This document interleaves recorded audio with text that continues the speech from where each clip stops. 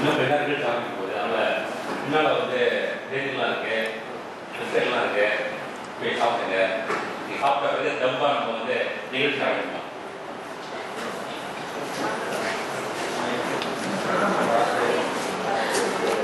நன்கு அறிமுகமான ரத்தின சாபுதி அவர்கள் இருக்கிறார்கள்.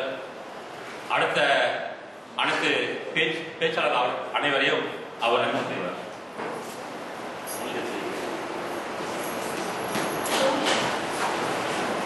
அன்பர் திரு சிறப்பு பட்டிமன்றத்துக்கு வந்திருக்கும் தமிழ் நெஞ்சங்களுக்கு எனது வணக்கம். வழக்கமாக நமது பேச்சாளர் மன்றங்களிலே இப்பொழுது ஒரு திருக்குறள் சொல்லி ஆரம்பிப்பது வழக்கம். காரணம் ரெண்டு இருக்கு. ஒன்று திருக்குறள் தெரிஞ்சுக்கணும், அப்புறம் நிறைய பொருளை சொல்லியிருக்காரு. ரெண்டாவது ஏதாவது ஒரு கனமாக அவன் சொல்லிவிட்டு லேசாக பேச ஆரம்பிக்கும் போது நம்மளுக்கு கொஞ்சம் சுலபமாக வரும். கனமான ஒரு பொருளை தூக்கிட்டு 50 கிலோ, அப்புறம் ஒரு 5 கிலோ தூக்குங்க. அந்த மாதிரி திருக்குறளை இப்போ நான் சொல்ல போறேன். அங்குற்று அமர்ந்த வடக்கென்பர் மையத்து இங்குற்றார் எய்தும் சிறப்பு. என்ன பொருள் என்றால், இந்த உலகத்திலே இவ்வளவு மக்கள் இருக்கின்றார்களே, அவர்கள் அனுபவிக்கும் இன்பம் எல்லாவற்றுக்கும் காரணம் அவர் உள்ளே அன்பு இருக்கின்றது. அன்பு இல்லாவிட்டால் உங்களோட ஒன்று மோதி சண்டை போட்டுட்டு நம்ம தான் தொலைக்காட்சி டிராமாலாம் பார்க்குறோங்களே, அவ்வளோ இன்பமாக இருக்காங்க. ஒரே சண்டை தான். பாரு, ஒரு மணி வாங்குற பாரு, பிச்சு உதற பாரு, என்ன பண்ற பாரு, நான் குப்பிட பெய்வானே கைவிடாது, இந்த மாதிரி யோசனை எத்தனை வாட்டி கேட்டிருக்கீங்க? இது ஒரே இறைச்சல் தான். நீ தூங்கு, நான் தயார் பண்ணிக்கிட்ட பட்டிமன்றத்துக்கு அங்கே ஓடிக்கிட்டு இருக்கு டிராமா. ஆனால் எதுதான் நான் பார்ப்பேன், அந்த மாதிரி அன்பு இருந்தா எல்லாரும் இன்பமாக இருப்பார்கள் என்று வள்ளுவர் சொல்றாரு. ஆனா இந்த அன்பு காதல் சொல்றோம்ல, இது அறிவியலாளர்கள் ஆராய்ச்சியே பண்ணல. இந்த இலக்கியம் எழுதுறாங்கல்ல, அவர்கள் தான் நிறைய ஆராய்ச்சி பண்ணி வச்சிருக்காங்க. எல்லா இலக்கியமும் சரி, சீன இலக்கியமா இருந்தாலும் சரி, ஆங்கில இலக்கியமாக சரி, வேற எந்த தமிழ் இலக்கியம் அவங்க விட்டுட்டு தேடுவாங்களா? அவங்க சும்மா இருக்க மாட்டாங்களே. அவன் காதலில் வல்லவர்கள் தமிழர்கள் அன்புல அவர்களும் எழுதி வச்சிருக்காங்க நிறைய. அது அகம் புறம் என்று ரெண்டா பிரிச்சு. அகம் என்றால் வெளி வாழ்க்கை, வேலைக்கு போறது, பொருள் ஈட்டுறது, விவசாயம் பண்றது. அந்த காலத்துல சண்டைக்கு போறது, ஏன்னா போர்ல அந்த காலத்துல அடிக்கடிலாம் ரொம்ப நடந்துருக்குது. இப்பதான் கொஞ்சம் குறைஞ்சு போயிருக்கு. சண்டைக்கு போறது அது வந்து புற வாழ்க்கை. அக வாழ்க்கைனா வீட்டுக்குள்ள காதல், அன்பு, புள்ள குட்டி ஒத்துக்கிறது, குடும்பம் குப்பை கொட்டுறது, அப்புறம் அடுத்த தலைமுறையை உருவாக்குறது, இதெல்லாம் அக வாழ்க்கை, வீட்டுக்குள்ள நடக்கிறது. ஆனா இப்ப பாக்குற அகத்தில் நடக்கிறதா ரோட்ல நடக்குது. நான் வரும்போது பார்த்தேன், அந்த சிகிச்சையில ரொம்ப நெருக்கமா கட்டி பிடிச்சிட்டு தான் நிக்கிறாங்க. எனக்கே ஒரு மாதிரி இருக்குது. என்ன அது அக வாழ்க்கையில ரோட்ல நடக்குது, வீட்டுக்கு வந்தா சண்டை. என்ன செய்யுது? நான் சொல்லிவிட்டேன், நான் கோச்சிட்டு இருக்க மாட்டேன். ஐயோ இறுதி கட்டி முடியாது.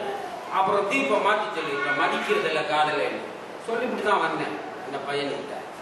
அப்படியெல்லாம் நடக்குது. இப்ப மாறி இருக்குது. என்னன்னு தெரியல. எனக்கு காதல்லாம் எனக்கு என்னன்னு தெரிய மாட்டேங்குது. என்ன காரணம்னா அறிவியலாளர்கள் சரியா விளக்கல, அவங்களுக்கு தெரியல. சும்மா ஒரு ரூபமா சொல்லியிருக்காங்க. அது வந்து மனதியல், உள்ளத்தை பொறுத்தது. காதல், அன்பு அது ஒரு திடப்பொருள் இல்லை. அது எப்படி மதிக்கிறது?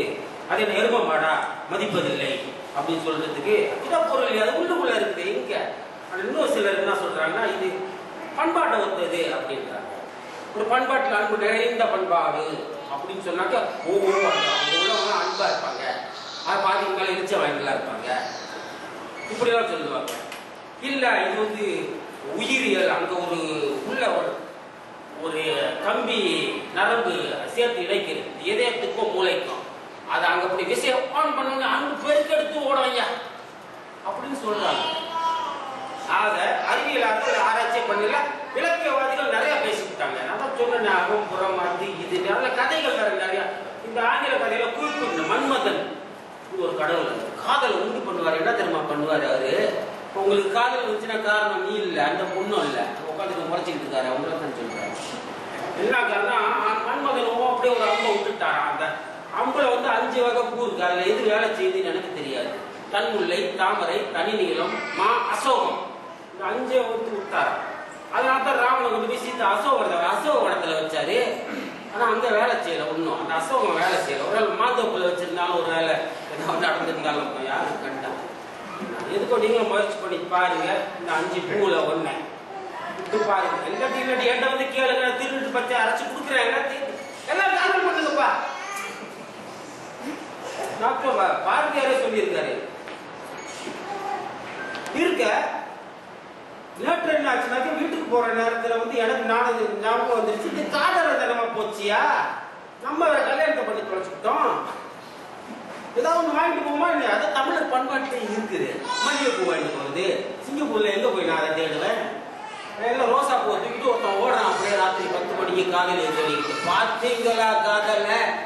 நான் என்ன பண்ணுவேன், ராத்திரி ரோட்டில் அந்த வெச்சி பூ இருக்குல்ல, அந்த எக்ஸோட அது கொத்தா குத்துருக்கும், நல்லா பளிச்சுன்னு இருக்கும் நேரம். அதை 2 கொத்தா பிடிச்சிக்கிட்டு போவோம் வீட்டுக்கு, சமாளிச்சிருவோம். எனக்கு ஒன்றும் தெரியாது. அப்படி பிடிச்சிட்டு வீட்டுக்கு போயிட்டேன். அப்புறம் 10 மணிக்கு பூ வாங்கிட்டு வந்திருக்கேன்.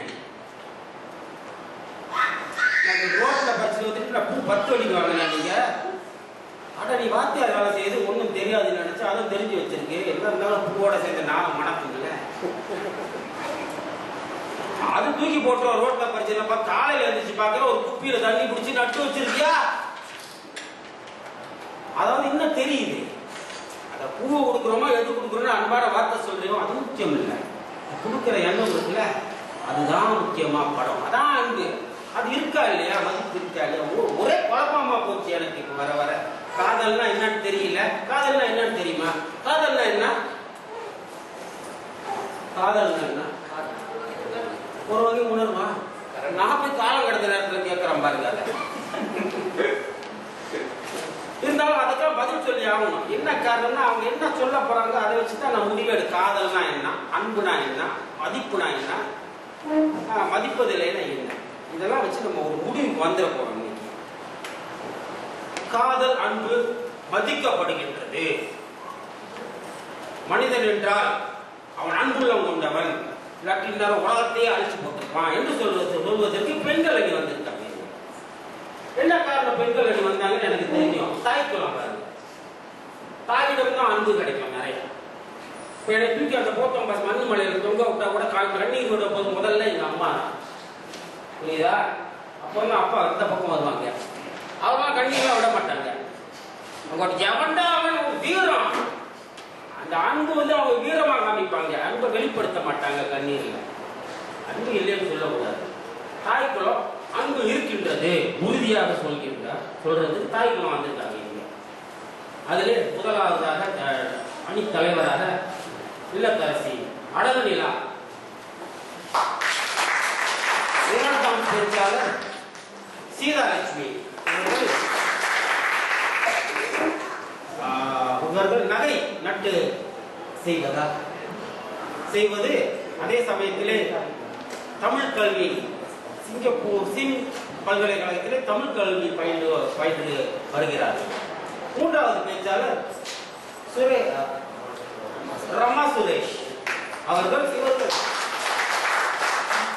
கட்டிடத்துறை படித்துவிட்டு இப்பொழுது சிங்கப்பூரிலே இல்ல பணி செய்து கொண்டிருக்கின்றார். சிறப்பான பாருங்க. சொன்ன தாய்க்கு குழந்தைக்கு அடுத்த தலைமுறை உருவாக்குறதுலாம் கட்டிடம் கட்டுறதுனா கட்டுறது தலைமுறை உருவாக்குறது கட்டுதல் தான்.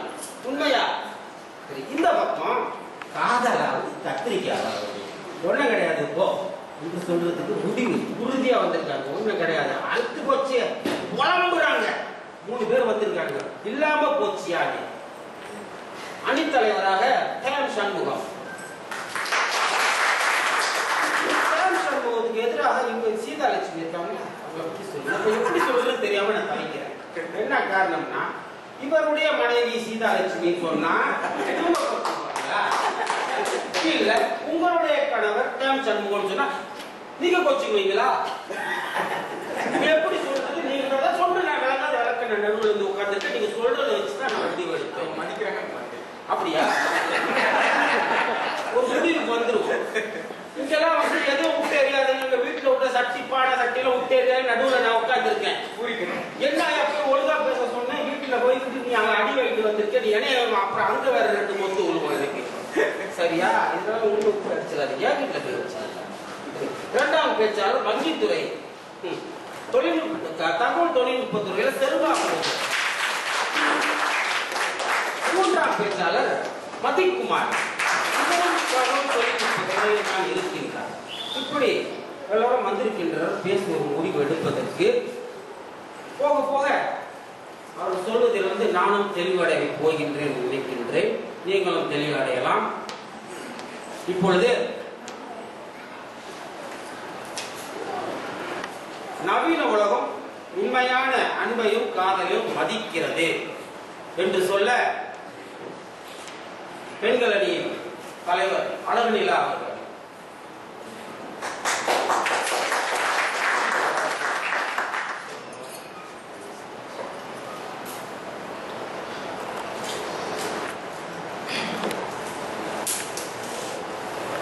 எனக்கு ஒரு நண்பர் இருக்கார். அவர் ஒரு பெண்ணை காதலித்தார். தன்னுடைய காதலை அப்படியே உருகி உருகி கடிதமா எழுதி அந்த பெண்ணிடம் கொண்டு கொடுத்தார். அந்த பெண் வாங்கி படித்து பார்த்தார்கள். படிச்சு பார்த்துட்டு திரும்பி அவர்கிட்டே கொண்டாந்து கொடுத்தாங்க. அந்த கடிதத்தை பார்த்த பொழுது கடிதம் முழுமைக்கும் சிவப்பு மை இருக்கு இல்லையா, அதால அப்படியே முட்டை முட்டையா போட்டு கொடுத்தாங்க. ஒரு காதல் கடிதம் எழுத துப்பு இல்லை உங்களுக்கு அப்படின்னு. ஏன்னா அவங்க ஒரு தமிழ் ஆசிரியர். அந்த தமிழ் ஆசிரியை காதலித்த அந்த மனிதர் வேறு யாரும் கிடையாது, நமது நடுவர் திரு சபாபதி அவர்கள். அவருடைய கடிதம் தான் பிழையா இருந்தது, ஆனா காதல் பிழையே ஆகவில்லை. அதே தமிழாசிரியை கைப்பிடித்து 25 வருடங்கள், இன்று 3 குழந்தைக்கு அவர் தகப்பன். இன்னைக்கு அன்பு மனைவி. நேத்து கூட ராத்திரி ரோட்ல இருந்து பூ பறிச்சுட்டு போயிருக்காரு. பூ பறிச்சுட்டு போனோட அந்த மனைவி கூட பாருங்க.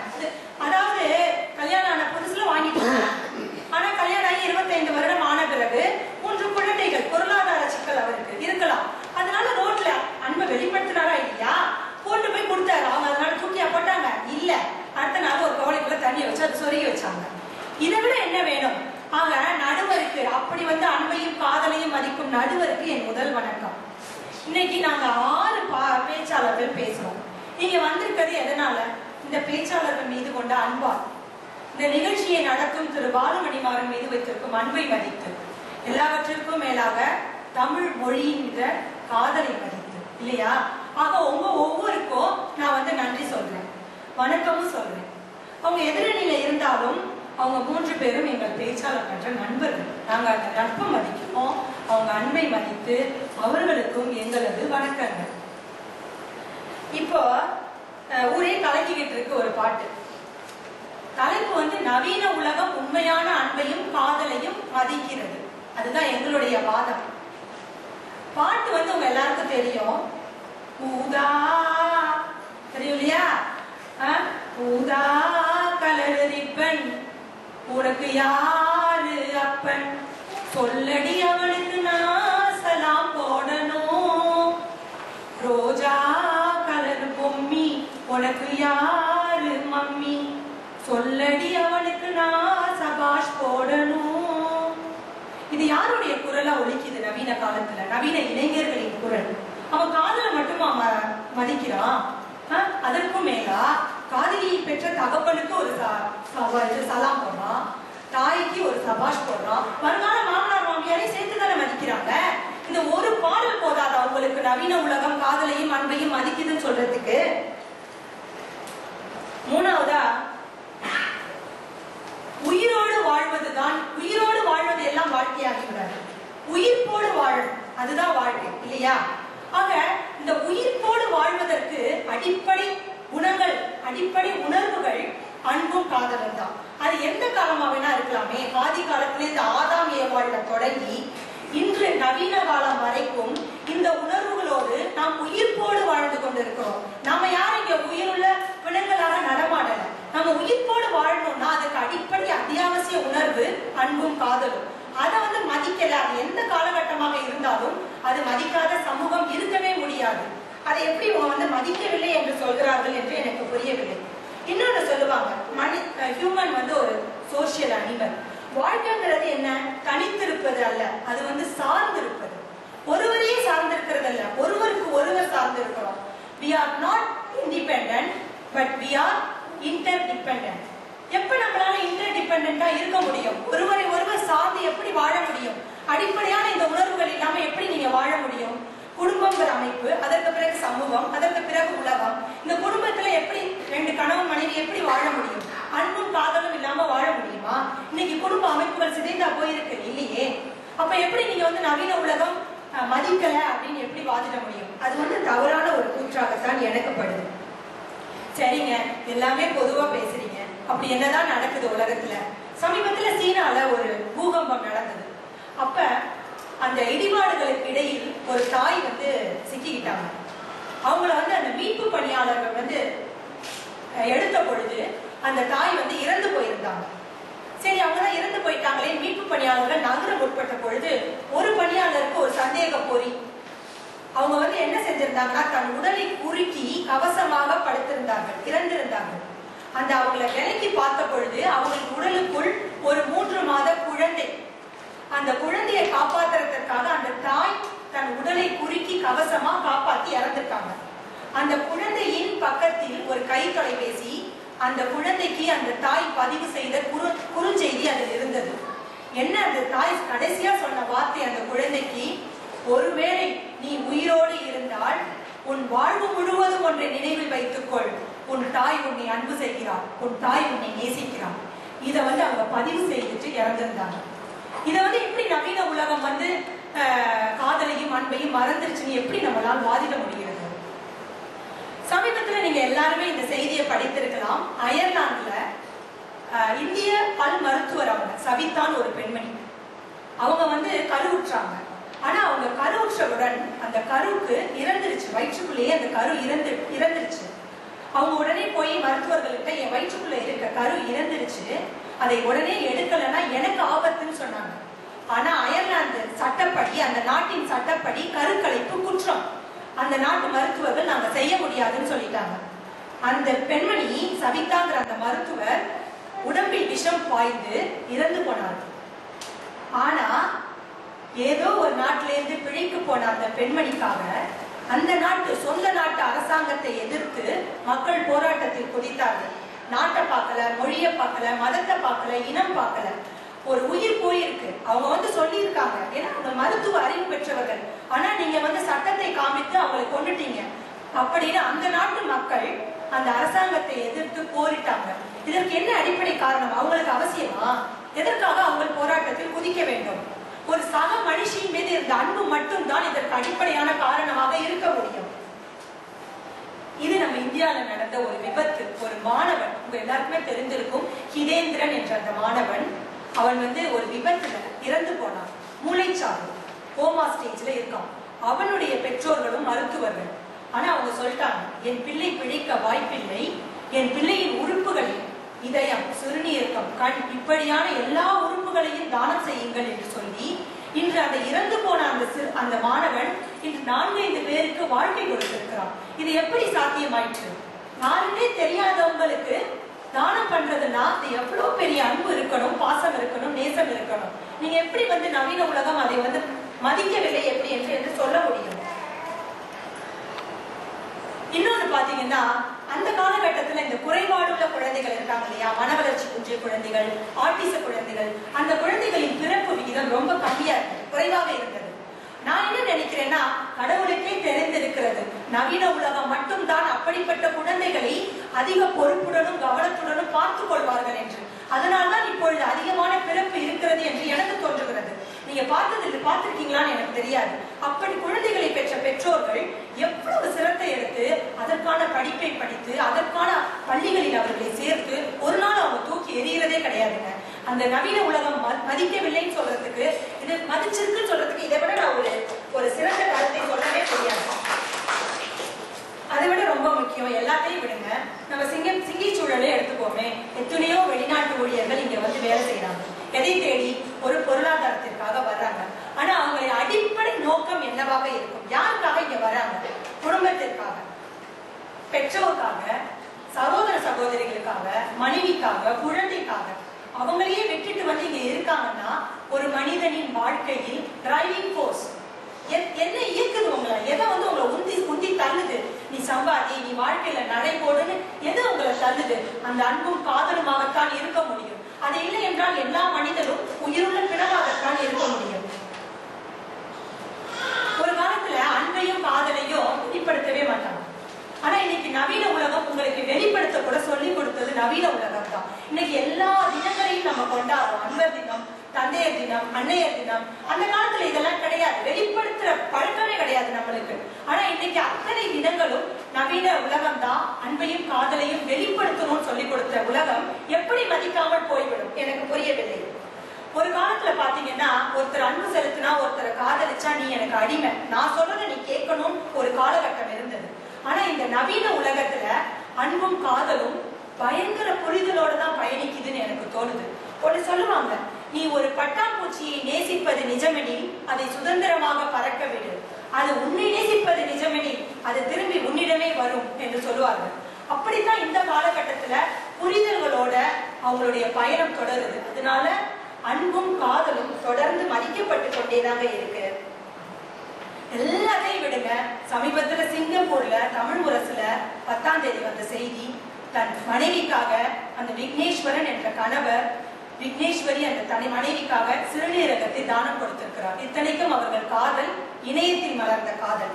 எப்படி கொடுத்தாரு? நவீன உலகத்தின் ஒரு உதாரணமே அந்த இளைஞராகத்தான் இருக்க முடியும்.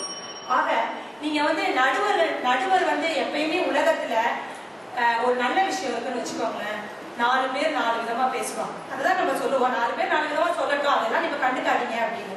இங்க இன்னைக்கு கொஞ்சம் வித்தியாசமா 3 பேர் 3 விதமா பேச வந்திருக்காங்க. ஆக நடுவர்கள் அந்த 3 பேர் பேச்செல்லாம் கேட்டுக்கிட்டு நீங்க பூ வாங்கிட்டு போன ஒரு மனைவிக்கு அவர் என்ன தீர்ப்பு சொல்வார் என்று நமக்கு எல்லாருக்குமே தெரியும். அதனால நல்ல தீர்ப்பை வழங்குமாறு நடுவரை கேட்டுக்கொண்டு வாய்ப்புக்கு நன்றி சொல்லி விடைபெறுகிறேன்.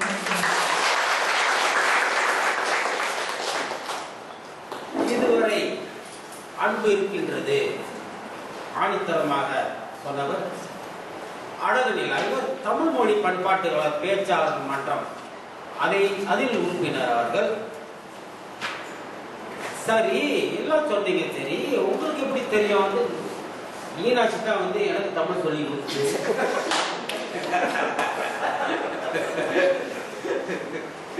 அந்த ரகம் அப்படி அம்பலத்துக்கு போனது யாரு போனதுன்னு எனக்கு தெரியல. என்னை பத்தி நிறைய கதை வெளியாயிருக்கு. அது சொல்ல ஒரு பெரிய பேராசிரியர் தாடி வச்சனால அப்படின்னு சொல்றாங்க. நல்ல கெட்ட வதந்தி எல்லாம் இருக்கு. எனக்கு அதை பத்தி கவலை இல்லை, நல்லதோ கெட்டதோ அதை பத்தி நான் கவலையே படுறதில்லை. எனக்கு வேண்டியது வதந்தி. நிறைய வதந்தி என்னை பத்தி பேசுங்கப்பா, நான் பேர் என்ற எண்ணத்தோட பொழுது என்ன நல்லதா சொல்லிக்கிட்டு போறாங்க.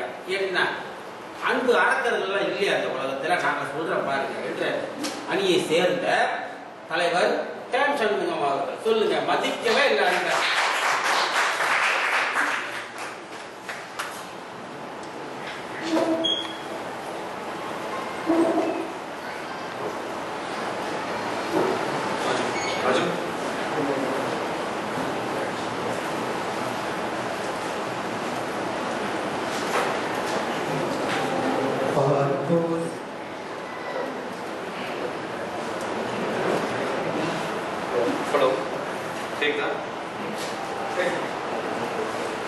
பார்ப்போல் சிரிப்பது பிள்ளை, கனி போல் அணைப்பது கண். பார்ப்போல் சிரிப்பது பிள்ளை, அவள் கனி போல் அணைப்பது கண்ணி. கண் போல் வளர்ப்பதில் அன்னை, கண் போல் வளர்ப்பதில் அன்னை. அவள் கவிஞனாக்கினாள் என்னை. காலங்களில் அவள் வசந்தம், கலைகளிலே அவள் ஓவியம். மாதங்களில் அவள் மார்கழி, மலர்களிலே அவள் மல்லிகை. காலங்களில் அவள் வசந்தம். இப்படி காதலிய குழந்தையாவும் தாயாவும் பாவித்த காலம் ஒன்று உண்டு. இது அந்த காலம். ஊதா கலர் ரிப்பனா, உனக்கு யாரு அப்பனா? யாராவது அப்பன்னா சொல்லுங்க உங்க வைஃபோட மனைவியோட அப்பாவை.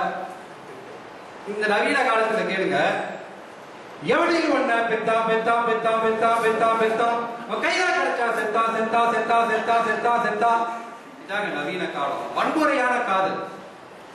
இவங்க பேச வந்துட்டாங்க, காதலை மதிக்கிறதா இந்த நவீன உலகத்தில் உள்ள சமுதாயம். அந்த அணியினருக்கும் சக பேச்சாளர் நண்பர்களுக்கும் நடுவர்களுக்கும் இங்க வந்திருக்கும் அனைவருக்கும் பணிவான வணக்கம். உங்களுக்கு எல்லாம் காதலர் தினம் பத்தி எப்ப தெரியும்? அன்பர் தினம் எப்ப தெரியும்? வேணாம், உங்க குடும்பத்துல வெள்ளம் வந்துட போகுது. நடுவில் நீங்க சொல்லுங்க. ஒரு 10 ஆண்டுகளுக்கு முன்பு, எனக்கு கூட ஒரு 20 ஆண்டுகளுக்கு முன்னாடின்னு வச்சுக்கோங்களேன், எனக்கு ஒரு தெரிந்த பெண் வந்து அன்பர் தின வாழ்த்தட்டை கொடுத்தா. ஐயோ, மனைவி இருக்கும்போது சொல்லிட்டேன்னா பரவாயில்ல, பால் ஊற்று விட்டாரு. அந்த பொண்ணுகிட்ட வந்து என்னம்மா அப்படின்னா அப்படின்னு கேட்டேன்.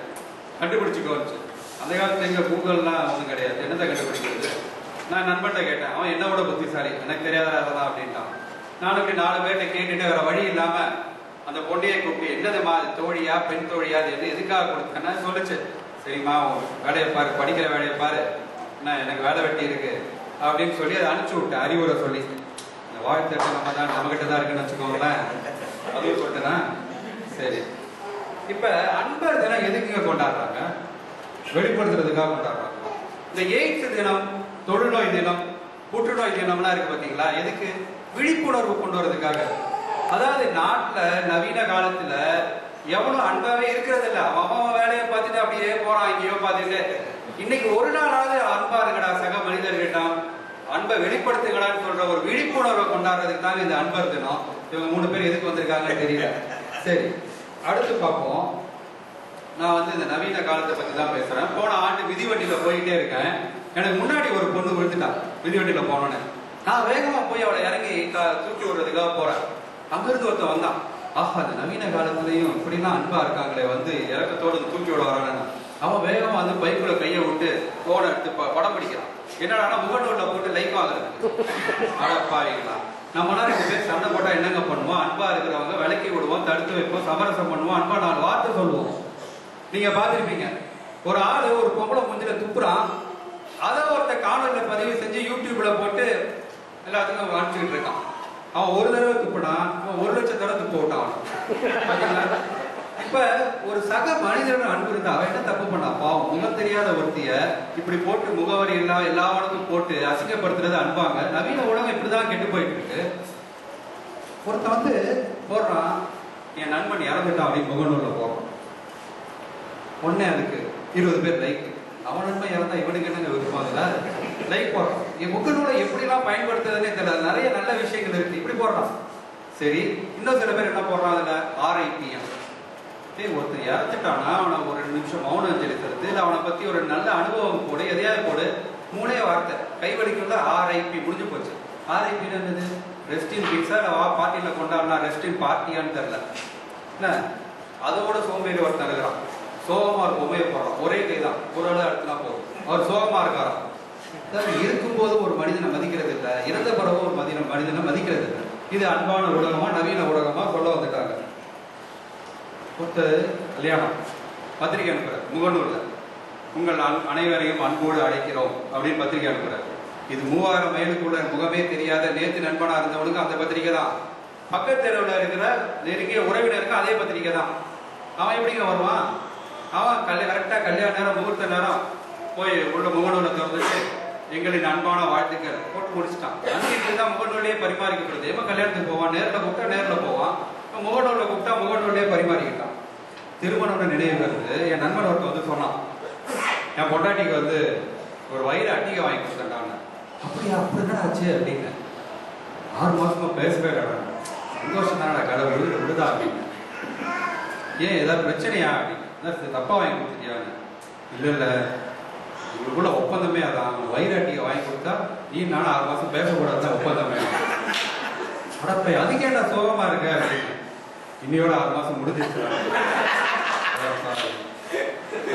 நான் மனைவிட்ட போய் கேட்டேன், ஏமா என் கூட பேசவே மாட்டேன் முன்னாடி மாதிரி அப்படின்னு. உன் கூட பேசி எப்ப பார்த்து சண்டை தான் வருது, என்னட்ட பேசுறது போ அப்படின்னா. வயிறாட்டியை வாங்கின வேலை வச்சா இப்படிதான் எனக்கு இது வந்து குடும்ப சூழ்நிலை அப்படி இருக்கு. ஒவ்வொருத்தரும் ஒரு இலக்கோட போயிட்டு இருக்கிறோம். ஒவ்வொருத்தருக்கும் வந்து மன அழுத்தம், பணிச்சுமை இப்படி இருக்கும்போது யாரும் நம்ம வந்து அன்பை பகிர்ந்துக்கிறது இல்லை. ஒவ்வொருத்தரும் அவங்களுடைய தனிப்பட்ட வாழ்க்கையில வாழ்ந்துட்டு இருக்கிறோம். இப்படிதான் எல்லாமே வந்து நடந்துட்டு இருக்கு. சரி, இதுக்கப்புறம் நான் வந்து குளிச்சுட்டு சாமி கும்பிடுறது வழக்கம். போய் சாமி கும்பிட்டு, அம்மா தாயே என்னை காப்பாற்ற மாட்டேன், ஏன்னா விளங்குவியா உருப்பிடுவியா சனியனே அப்படின்னு. என்னடா நம்ம தானே கடவுளுக்கு அர்ச்சனை பண்ணுவோம், நீ கடவுள் நம்மளுக்கு அர்ச்சனை பண்ணாலும் திறந்து பார்த்தா சத்தம் வரவேற்பறையில சரி, மனைவிக்கும் படிப்பெருக்கு ஏதோ பிரச்சனை போல ஓடி போனா அங்க பிப்பி நாடகம் ஓடுது. எப்ப பாரு திட்டிக்கிட்டே தான் இருக்காங்க. ஒருத்தரை திட்டுறதுதான். அன்புனா என்ன? மாத்துமா இது என்னமா காலங்காத்தால போட்டுக்கிறத பதிவு செஞ்சு வேற பார்த்துட்டு இருக்காங்க. மாத்துனா அங்க இன்னொரு நாடகம். அது என்னன்னா அக்கா தங்கச்சி வாழ்க்கை எப்படி சீரழிக்கிறது திட்டம் போட்டுட்டு இருக்கா. இப்ப எல்லா சின்ன திரையில நம்ம அதுதான் அதிகமா பாக்குறோம் பொழுதுபோக்காக. சின்ன திரைகள் எடுத்து பாத்தீங்கன்னா ஒருத்தன் வாழ்க்கையை ஒருத்தருக்கு எடுக்கிறது எப்படி, அடுத்த மனவே தள்ளிட்டு போறது எப்படி, இப்படிதாங்க வாழ சரி. இதை விட்டு வெள்ளித்திரைக்கு போங்க. பெரிய திரையில பாருங்க, ஒரு காலத்துல கதாநாயகன்னா பூஜித்தோம். வில்லனா இருந்தா கல்லெடுத்து அடிச்ச காலம்லாம் உண்டுங்க. வில்லனை வந்து வெறுத்தாங்க. ஏன்? அன்பே இல்லாதவன். ஒரு வில்லனோட கதாபாத்திரம் எப்படி இருக்கும்? கொலை கற்பழிப்பு, ஒரு அன்பில்லாத ஒரு கதாபாத்திரம் வெறுத்தாங்க மக்கள். அதுக்கு அடுத்த காலகட்டத்துல பாத்தீங்கன்னா வில்லன் வந்து கதாநாயகனா நடிச்சா ஏத்துக்கிட்டாங்க. அப்படி ஒரு காலகட்டம் இருந்துச்சு. இப்போ உள்ள காலகட்டம் பாத்தீங்கன்னா கதாநாயகனே வில்லன் நடிச்சாதான் ஏத்துக்கிறாங்க. போன வாரம் நம்ம திரையரங்குல சிங்கப்பூர்ல ஒரு படம் ஓடிட்டு இருந்துச்சுங்க. அதுக்கு விளம்பரம் செஞ்சிருக்காங்க. தமிழ் முரசு எடுத்து பாருங்க. அந்த பேப்பரை மறந்து உள்ள வச்சுட்டு வந்துட்டேன். அதுல போட்டிருக்கான் a new villain is in town. ஒரு படத்தை விளம்பரப்படுத்துறதே நியூ வில்லன் இஸ் டவுனா. இப்போ மக்கள் வில்லத்தனமா மாறிட்டு இருக்காங்க. வில்லத்தனமா இருக்கிற படங்கள் தான் பிடிக்குது. மனிதம் பாதி மிருகம் கடவுள் பாதி மிருகம் பாதினாங்க. இங்க மிருகம் பாதி மிருகம் மீதியா தான் இருக்கும். அப்படிதான் நம்ம வாழ்க்கை இருக்கு. அன்பு எங்க இருக்குது? அன்பை நம்ம பரிமாறிக்கிறதே இல்லையே. நம்ம விரும்புறதெல்லாம் வில்லத்தனமான இதை பார்த்து நிறைய பேர் அவங்களுடைய சொந்த கேரக்டர் அவங்களுடைய இதுவே மாறிடுச்சுங்க. நிறைய பேருக்கு வாழ்க்கையில அப்படி வில்லத்தனமா மாறிக்கிட்டே வராங்க. நம்ம அப்படிதான் எல்லாத்தையும் பார்த்துட்டு இருக்கோம். அப்ப இதை வந்து சினிமாக்காரன் கேட்டா ஏன்டா அப்படி பண்றேன்னா, சமுதாயத்தில் நடக்கிறதா நான் படமா எடுக்கிறேன். அவன்கிட்ட போய் ஏன்டா அப்படி பண்றேன்னா அந்த படத்தை பார்த்தா நான் கெட்டு போனேன்னு.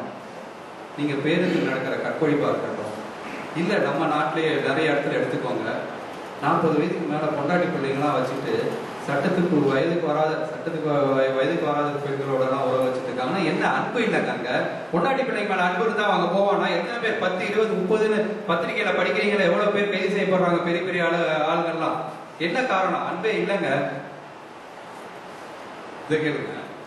வேணாண்டா வேணா இந்த காதல் மோகம் குட்டாச்சு போடும் செய்யும். பின்னாடி போய் நான் கண்டேன் ஞானம்.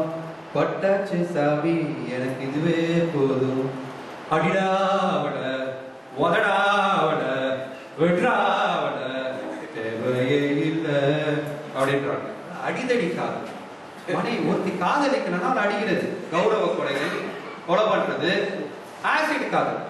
ஆசிட் ஊத்தி எத்தனை பேர் கொலை பண்றாங்க? நீங்க ஒண்ணும் இல்ல, கூகுள்ல போய் ஆசிட் அட்டாக்னு டைப் பண்ணா அது வருது ஏகப்பட்டதுக்கு. பாவம், அழகான பெண்கள்லாம் அழிக்கப்பட்டிருக்கிறார்கள், முகம்லாம் சிதைக்கப்பட்டிருக்கிறது. நவீன காலத்துல எதெல்லாம் கண்டுபிடிச்சான்னு தெரியல. அந்த ஆசிட் வந்து நிறைய கண்டுபிடிச்சவன் எவனோ தெரியல. எத்தனை பேர் அழிச்சிருக்காங்க. எவ்வளவு கொடுமையான விஷயங்கள். நவீன காதல்ங்கிறது எவ்வளவு வந்து நம்ம எல்லாம் ஏற்றுக்கொள்ள முடியாத அளவுக்கு பரிமாறப்படவில்லை. அவன் தனித்தனியா இருக்கிறான். நவீன காதல்ன்றது ஒரு ஆசிட் காதல் அளவுக்கு மோசமாகி என்ற நவீன காதல் மதிக்கப்படல, விதிக்கப்படுகிறது என்று சொல்லி பயப்படுத்துகிறேன் என்று சொல்லி விடுகிறேன். நன்றி, வணக்கம்.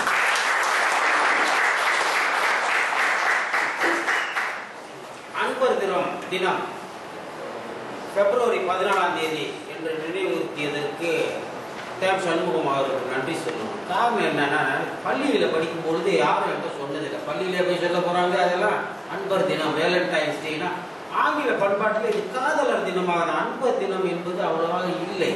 காதலிக்கு தான் எதையோ வாங்கி கொடுக்குறான். நேற்று போய் ஏதாவது ஒரு உணவகத்தில் போய் சாப்பிட போறேன்னு நீங்க போய் பாருங்க, ஒரு இடம் கிடைக்காது. எல்லாம் 300, 400, 500 கொடுத்துட்டு போய் காதலியை குடிச்சிட்டு போறாங்க சாப்பிடுறதுக்கு. சாப்பாடு தான் வாழ்க்கையா என்னன்னு தெரியல எனக்கு.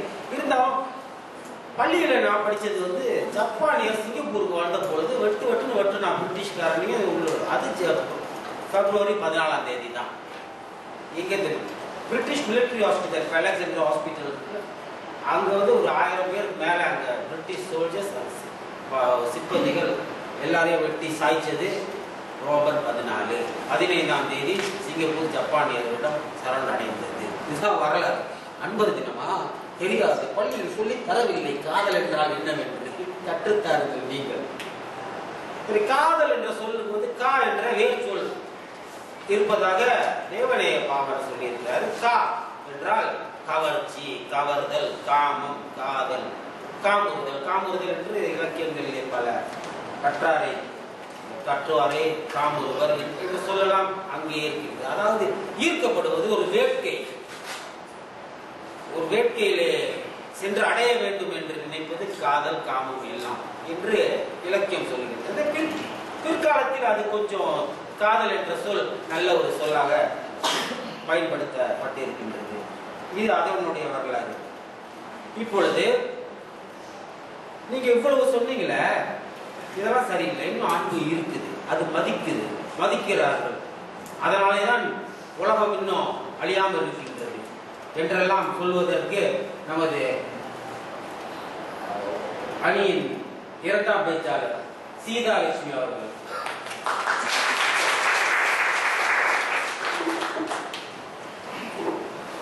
அனைவருக்கும் வணக்கம். இந்த அவையில் உள்ள அனைவரை பார்த்தோம்னா அவங்க சில கேள்விகள் கேட்கணும்னு ஆசைப்படுறேன்.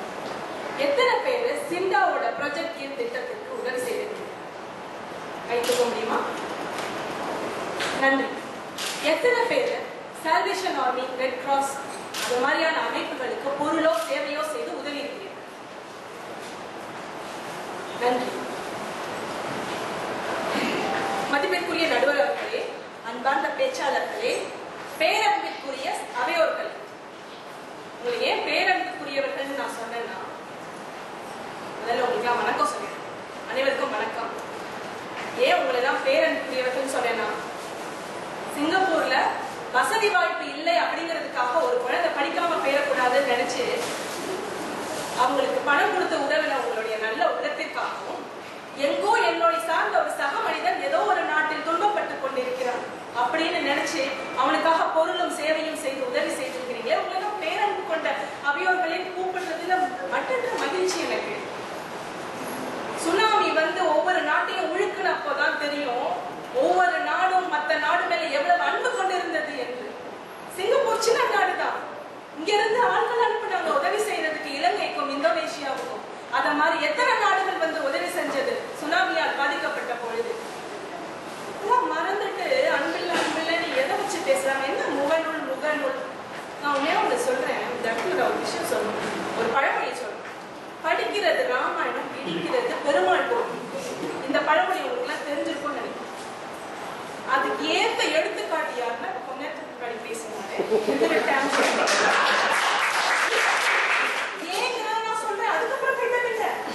ஏன்னா அவர் வந்து கல்லூரியில படிக்கிற காலத்துல இன்னைக்கும் கூட தீவிர கமல் ரசிகர். அவர் என்ன பண்றாருன்னா, கமல் மாதிரியே கல்லூரி காலத்துல சிகை அலங்காரம் வச்சுப்பாரு. அவரை படத்துல என்ன சட்டை போட்டுப்பாரோ அதே மாதிரி வாங்கி போட்டுக்கிறாரு. யார் செஞ்ச புண்ணியமோ நல்லதா இருக்கு, ஒரு கல்யாணம் தான்.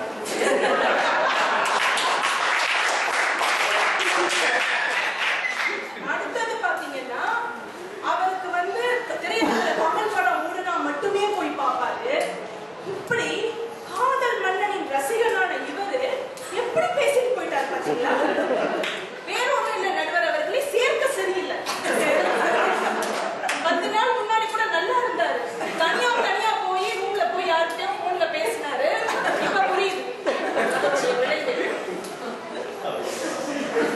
என்ன முகநூலை பார்த்து கெட்டு போயிட்டாங்க, படத்தை பார்த்து கெட்டு போயிட்டாங்க. ராமாயணத்துல ராவணன் சீதையை தூக்கிட்டு போனான். எந்த படத்தை பார்த்துங்க தூக்கிட்டு போனான்? மாதவியோட போனானே, யாரை பார்த்து யாரு எந்த படத்தை பார்த்து கெட்டு போனானோ?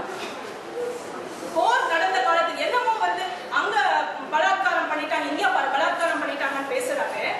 போர் காலத்தில் சங்க காலத்திலிருந்து போர் நடந்தா தோற்று போன மன்னனுடைய நாட்டில இருந்து பெண்களை எல்லாம் தூக்கிட்டு வந்து அவனுடைய அந்த புறத்துல வச்சிருந்தான் வெற்றி பெற்ற மன்னன். அவன் எந்த படத்தை பார்த்து வீணா போனான் சொல்லுங்க? ரத்த ஆறா ஓடிச்சுன்னு சொல்லி அத வீர சரித்திரமா கலிங்கத்து பரணியும் புறநானூரும் பாடுது. அதெல்லாம் பாடமா வேற நம்ம எல்லாம் படிச்சோம். இன்னைக்கு என்னன்னா அவங்க அன்பு இல்லைன்னு வேற பேசுறதுலாம் கொஞ்சம் கூட நியாயமே இல்லை. அடுத்தது குடும்பத்துல அன்பு இல்லைன்னு பேசுறாங்க. முன்னெல்லாம் வந்து நம்ம அம்மா காலத்திலயோ பாட்டி காலத்திலயோ ஒரு பெண் தாயாக போகிறாள் அப்படின்னு சொன்னாங்க. அந்த பொண்ணை முழுக்க பார்த்துக்க வேண்டியது அந்த பெண்ணின் பெற்றோருடைய கடமை. ஆனா இன்னைக்கு அப்படி கிடையாது.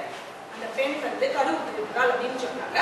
மருத்துவமனையில அந்த பெண் கணவனுக்கும் மனைவிக்கும் சில வகுப்புகள்லாம் நடத்துறாங்க. போய் பாக்குறாங்க. அந்த கணவன் தன்னுடைய வேலையை நேரத்திலையும் மெனக்கிட்டு அதை போய் கவனிக்கிறான். எதுக்காக? மருத்துவர் வரதுக்கு முன்ன பெண்ண ஆச்சுன்னா இவங்களே பிரசவம் பார்த்துக்கிறதுக்கா? அப்படியா? தாய் சேய் நலன் பத்தி சொல்லித்தரப்படுது. என் மனைவியை நான் எப்படி பார்த்துக்கணும்னு நினைச்ச அந்த கணவன் போய் அந்த வகுப்புகளை போய் கேட்கிறான் பாருங்க. இந்த நவீன தந்தை எல்லாம் அவ்வளவு அக்கறையோட இருக்கிறாங்க. பச்சிலம் குழந்தை பிறந்ததோ எப்ப முடிக்குது எப்ப தூங்குதுன்னு நம்ம அப்பாக்கோ தாத்தாக்கோ தெரியாது அந்த காலத்துல. இன்னைக்கு அப்படி இல்லை. விடிய விடிய முழிச்சிருந்தா மனைவிக்கு உடம்புக்கு முடியாதுன்ட்டு நீ 2 மணி நேரம் தூங்குமா, நான் பார்த்துக்கிறேன். அப்புறம் நான் 2 மணி நேரம் தூங்குறேன், நீ பார்த்துக்க. இப்படி பேசுற நவீன தந்தைகள் அத்தனை பேருக்கும் நவீன தாய்களின் சார்பில் பாராட்டுகள் கொடுத்தே ஆக வேண்டும்.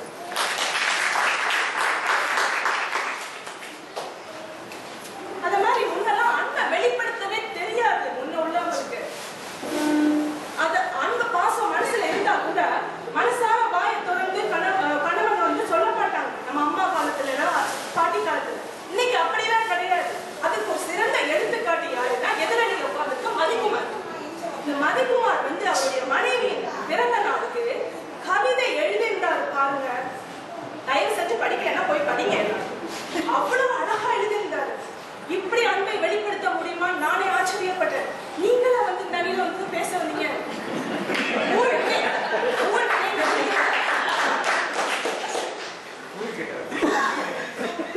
அதாவது இன்னொன்னு வந்து இன்றைய இளைஞர்களுக்கு சக மனிதர்கள் மேல ஒரு அக்கறை இல்லைன்னு பேசுறாங்க. இதை வன்மையா கண்டிக்கணும்.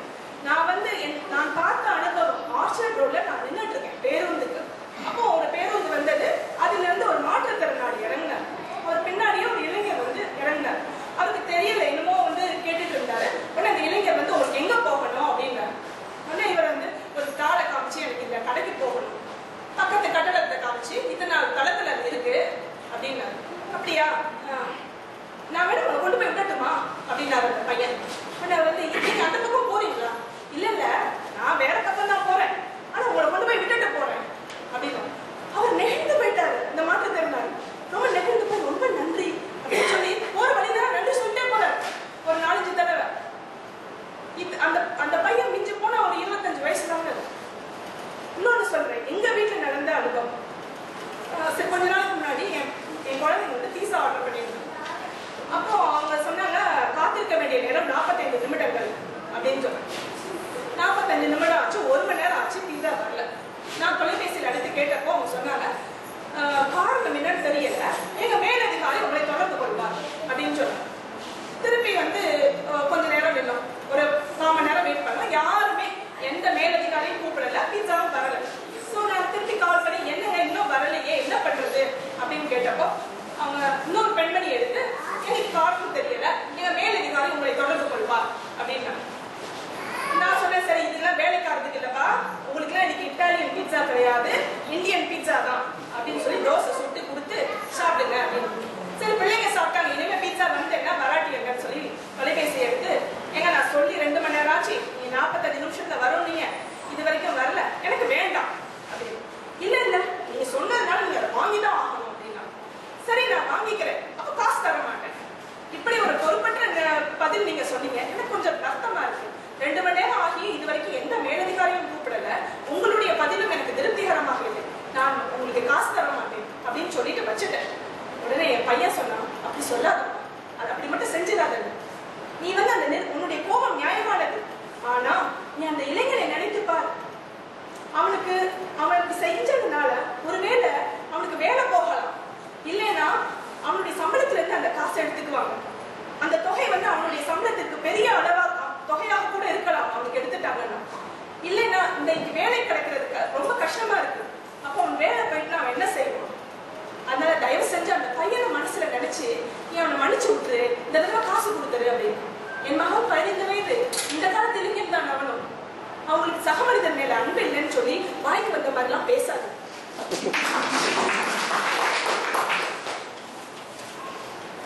அடுத்ததான் நான் சொல்ல நினைக்கிறது வந்து, நான் படித்த கல்லூரியில் வந்து ரத்த தானம் செய்யறதுக்கு ஒரு கிளப் இருக்கு.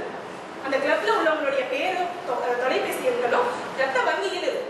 எங்கேயாவது அவசர காலத்துக்கு யாருக்காவது தேவைப்பட்டாங்க உடனே அழைப்பார்கள். எந்நேரமாக இருந்தாலும் இவர்கள் போய் தானம் செய்வாங்க. அதே போல இரவு 12 மணிக்கு கூட அழைப்பு வந்து பரீட்சை நேரத்தில் 4 மணி நேரம் போய் பஸ்ல போய் ரத்த தானம் பண்ணிட்டு அப்படியே வந்து 9 மணிக்கு பரீட்சை எழுதின நண்பர்கள் என் கூட படிச்சிருக்காங்க. இன்னைக்கு வரைக்கும் அத்தகைய ரத்த தானம் செய்யக்கூடிய கிளப் அமைப்பு இன்னும் செயல்பட்டு இருக்கு என்னுடைய கல்லூரியில. இன்னைக்கு நம்ம இந்த நிகழ்ச்சி எங்க நடந்துகிட்டு இருக்கு? ஒரு நூலகத்துல நடந்துகிட்டு இருக்கு. இலக்கியங்களும் இலக்கணங்களும் கலைகளும் எல்லாத்திற்கும் அடிப்படை அன்பும் காதலும் போட்ட பிச்சை. அன்பும் காதலும் இல்லை என்றால் இலக்கணமோ கலையோ இசையோ எதுவுமே கிடையாது. அதனால இதெல்லாம் மனசுல வச்சுட்டு நீங்க நானும் தெரிஞ்சவர் நடுவராக இதெல்லாம் நான் சொல்லணும் கிடையாது.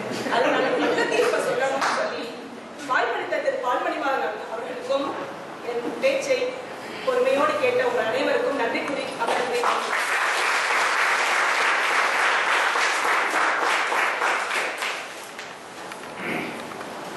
இப்ப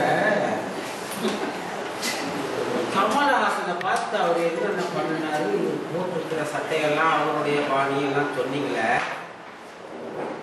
இந்த நாடகத்தை பார்த்து இந்த பெண்கள் எல்லாம் எதுக்கு அதிகமா பாக்குறாங்கன்னா சண்டைக்காக பார்க்கல.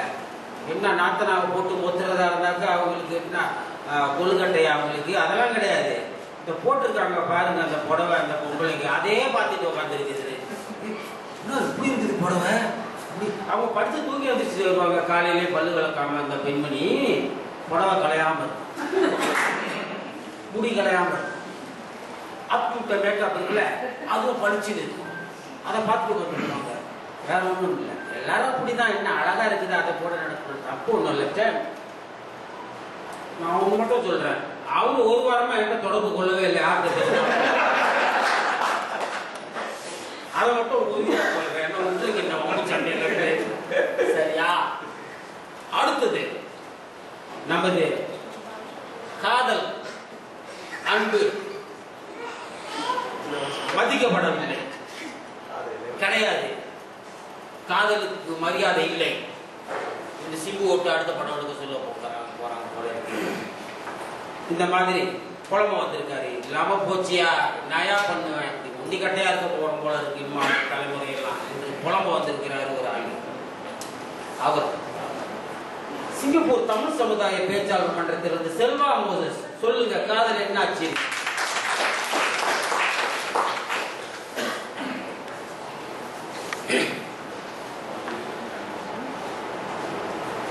அருமை நண்பர் சிங்கை காதல் இளவரசர் நடுவர் அவர்களே,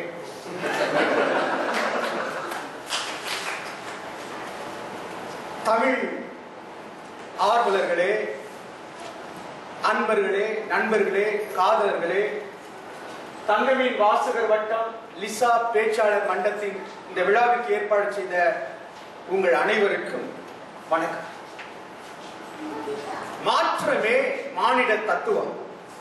மாற்றங்கள் காலத்தின் புத்தாடைகள். சில பொருத்தமாக அமையலாம், சில பொருந்தாமல் போகலாம். நவீன உலகத்திலே தொழில்நுட்பங்கள், தொடர்பு சாதனங்கள் இந்த காதலுக்கும் அன்புக்கும் ஒரு பெரிய ஆபத்தை கொண்டு வந்திருக்கிறது. ஒன்றும் தெரியாத இளம் குழந்தை, இளம் தலைமுறையினரை எரியும் தீயினிலே ஓடி மாழும் விட்டின் பூச்சிகளைப் போல, தூண்டினிலே இறை என்று விழுக்கி வரும் மீன்களைப் போல இந்த இளைய தலைமுறை இந்த புதிய நவீன உலகத்திலே மாய்ந்து கொண்டிருக்கிறார்கள். நடுவர் அவர்கள் நேற்று தான் பூ வாங்கி சென்றதாக அழகு நிலா அவர்கள், சகோதரி அழகு நிலா சொன்னார்கள். நான் கேட்கிறேன், ஏன் ஒரே நாள் மட்டும்தான் பூ வாங்கி செல்வது வழக்கமா? வருஷத்துல 365 நாட்கள் இருக்கிறது. அந்த நாட்கள் எல்லாம் பூக்கள் வாங்கி செல்லாமல் ஏன் காதலர் தினத்திற்கு முந்தின நாள் இரவு மட்டும் காதலை நீங்கள் மதிக்கிறீர்கள்? அப்படி என்று சொன்னால் 364 நாட்கள் நீங்கள் காதலை மதிக்கவில்லை, ஒரே ஒரு நாட்கள் தான் மதிக்கிறீர்கள் என்பது தெரிந்து கொள்ளும். மற்ற நாள்ல ரொட்டி வாங்கி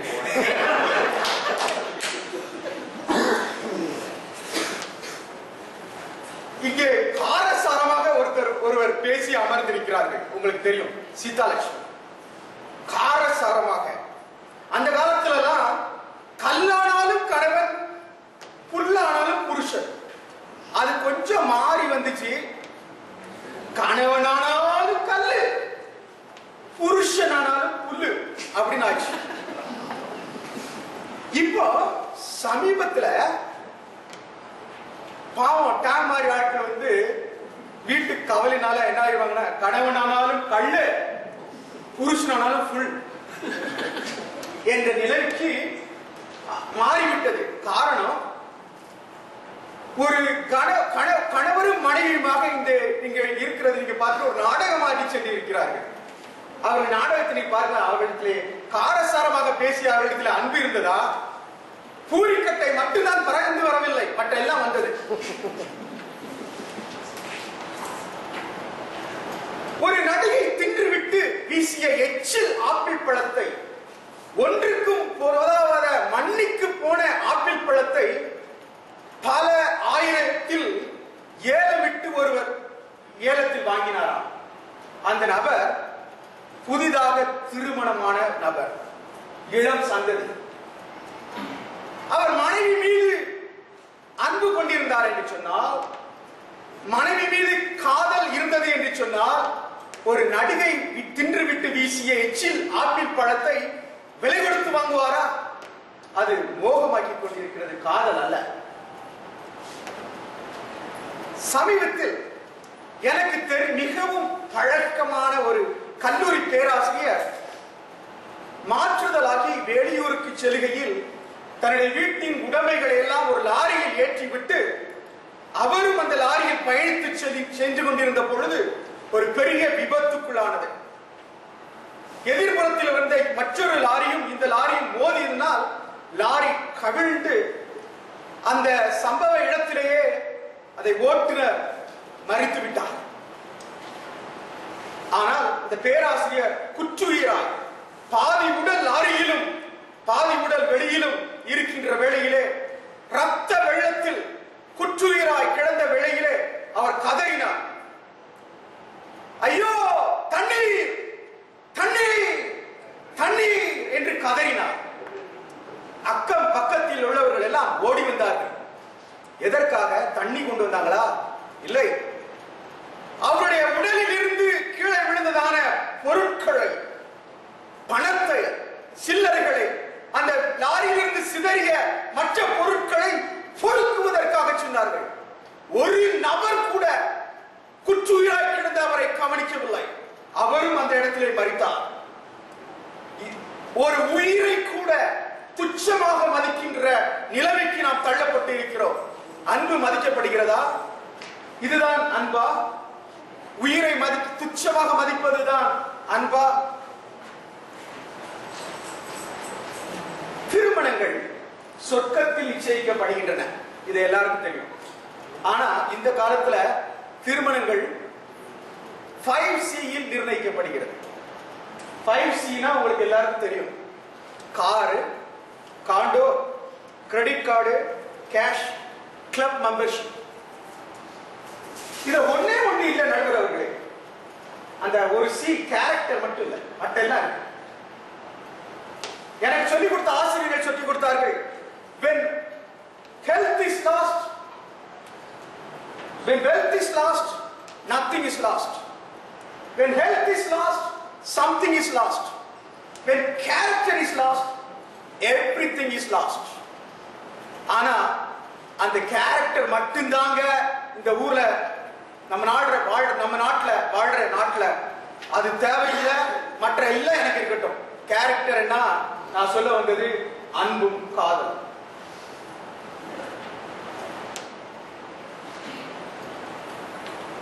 ரோடுகள்லயும் மால்கள்லயும் நீங்க பாப்பீங்க, ஒரு விதமான காதல். அது காதல் நான் சொல்ல மாட்டேன், காமம் சொல்லுவேன். ரோடுகள்லயும் ஈவன் எம்ஆர்டி போற அந்த எஸ்கலேட்டர்ல கூட நின்று 2 பேர் கட்டி பிடிச்சிட்டு அதை முத்தம் விட்டுக்கிட்டு இருப்பாங்க. இந்த காதல், இது வந்து காதலா? இதுக்கு நான் பேர் வச்சிருக்கேன், பேரு நாய்க்காதல். ரோட்ல அங்க நின்றுகிட்டு காதல் பண்றது, இதுதான் நவீன உலகத்தின் காதல். அதனால் தான் என்னவோ நாம் வாழ்கிற சிங்கை நம்முடைய நாட்டிலே 60% பெண்கள் திருமணமே ஆகாமல் இருக்கிறார்கள். 60% பெண்கள் திருமணமே ஆகவில்லை. அவர்களுக்கு காதல் இருக்கிறதா, அவர்களுக்கு அன்பு இருக்கிறதா, அவர்கள்ட்ட கேட்டா இருக்குன்னு சொல்லுவாங்க. ஆனா கல்யாணம் வேண்டாமாங்க. திருமணம் என்கிறது 1000 காலத்து பயிர். ஆனா இப்ப திருமணம் என்கிறது எப்படி போயிடுச்சு சற்று யோசித்து பாருங்க. இல்லற வாழ்க்கையை குறித்து சொல்வாங்க, நல்லதொரு குடும்பம் பல்கலைக்கழகம், யூனிவர்சிட்டி. இந்த காலத்து யூனிவர்சிட்டியில என்னாச்சு, ஓபன் யூனிவர்சிட்டி ஆயிடுச்சு. திறந்த வழி பல்கலைக்கழகம் அப்படின்னு நினைக்க. திறந்த வழி பல்கலைக்கழகம்னா ஓபன் ரிலேஷன்ஷிப்பா. நீங்க பார்க்கலாம், Facebookல பாத்தீங்கன்னா அவங்களுக்கு கல்யாணம் ஆயிருக்கும், பிள்ளைகள் இருக்கும். ஆனா திறந்த வெளி உறவு, ஓபன் ரிலேஷன்ஷிப். அந்த காலத்துல எல்லாம் ஒரு பெண்கள் கணவனை மிகவும் மதிப்பார்கள். என்னுடைய மனைவி டான்டாக்சின் ஹாஸ்பிட்டல்ல, சிங்கை தேசத்திலே டான்டாக்சின் ஹாஸ்பிட்டல்ல சார்ஸ் நாட்களின் போது மருத்துவராக அங்க பணிபுரிந்தார்கள். அங்க அதுதான் அவருடைய முதல் மருத்துவ பணி இந்த நாட்டிலே. முதல் மாதம் முடிந்த உடனே சம்பளத்தை வீட்டுக்கு கொண்டு வந்த போது நான் கேட்டேன், எங்கம்மா சம்பளத்தை எங்கம்மா என்று சொல்லி கேட்டேன். அங்க இருந்து உள்ள இருந்து மாமியார் வந்துட்டாங்க. அந்த காலத்துலதான் நீங்க புருஷன் பொண்டாட்டி உழைச்சு புருஷன் கொடுக்கணும், புருஷன். இது நவீன உலகத்துல அதெல்லாம் கிடையாது. புருஷன் உழைச்சு நீ வச்சுக்க, பொண்டாட்டி நினைச்சு நீ வச்சுக்க. நான் மாமியாரை பார்த்து கேட்டேன், அப்படியே எதுக்கு நீங்க பொண்ணை கொடுத்தீங்கன்னு. அப்படியே எது கல்யாணமே தேவையில்லையா? முதல் நாள் மீட்டிங்கு, அடுத்த நாள் டேட்டிங்கு, 3ஆம் நாள் வெட்டிங்கு, 4ஆம் நாள் கட்டிங், டைவர்ஸ். இதுதான் நவீன உலகத்துல காதல். ஒருத்தர் சொல்றான், அன்பே கண்ணே மணியே என்று சொல்லி வரைத்து விட்டு அதை சொல்றான், தயவு செய்து இந்த கவிதையை மட்டும் கிழித்து விடாதே. அந்த கவிதையை அப்படியே, உனக்கு என்னுடைய காதல் பிடிக்கவில்லை என்று சொன்னால் இந்த கவிதையை மட்டும் கிழித்து விடாதே. இந்த கவிதையை அப்படியே உன் தங்கையிடம் கொடுத்து விடு. இதுதான் நவீன உலகத்தின் காதல். இன்னும் சொல்ல போனா இணையதளத்தை நீங்க பாத்தீங்கன்னா ஒருத்தர் பண்றான், காதல் கவிதை எழுதி கொடுத்துட்டு அன்பே என்று சொல்லி, ஆனா அதை பிடிக்கவில்லை சொல்ல 10 பேருக்கு கட் அண்ட் பேஸ்ட் பண்ணி கொடுறான். இதான் இந்த காலத்து காதல். ஆக நடுவர் அவர்களே, காதல் மதிக்கப்படவில்லை, மதிக்கப்படவில்லை, மதிக்கப்படவில்லை என்று கூறி நல்ல தீர்ப்பு இருக்குமாறு வாய்ப்புக்கு நன்றி கூறி விடைபெறுகிறேன். வணக்கம்.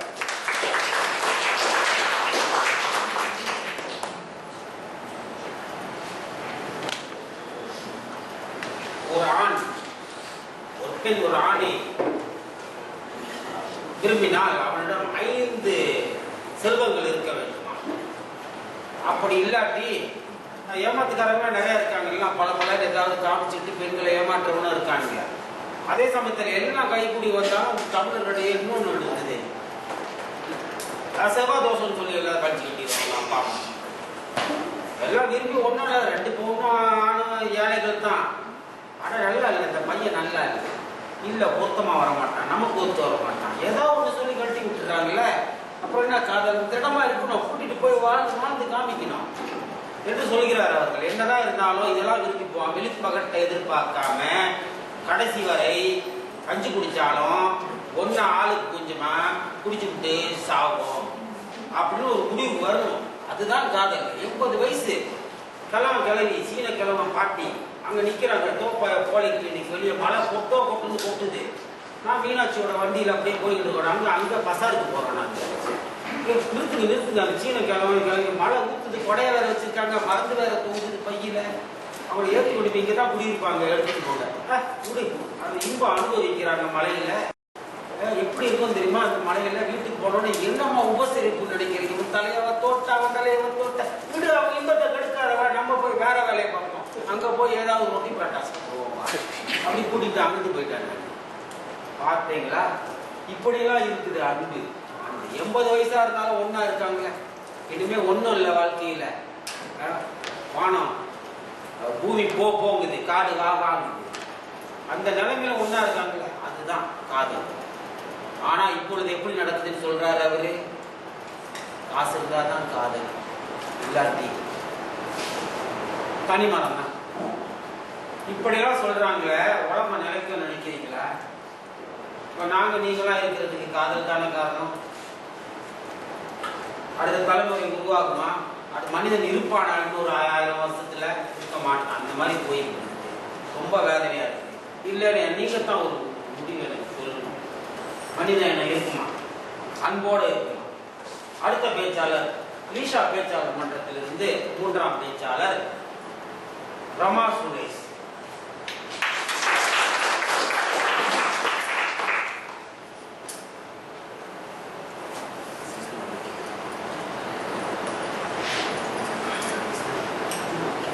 ஈன்றவர்களுக்கும் தமிழ் அன்னைக்கும் இங்கு வந்திருக்கும் அன்பர்கள் அனைவருக்கும் எனது நன்றி கலந்த வணக்கங்களை தெரிவித்துக் கொள்கிறேன். நீ கொடுத்த மயில் இறகினை புத்தகங்களுக்கு நடுவே தேடுகிறேன். அதுவும் என்னை போல் உன்னை பிரிந்த ஏக்கத்தில் கரைந்து போனது தெரியாமல்.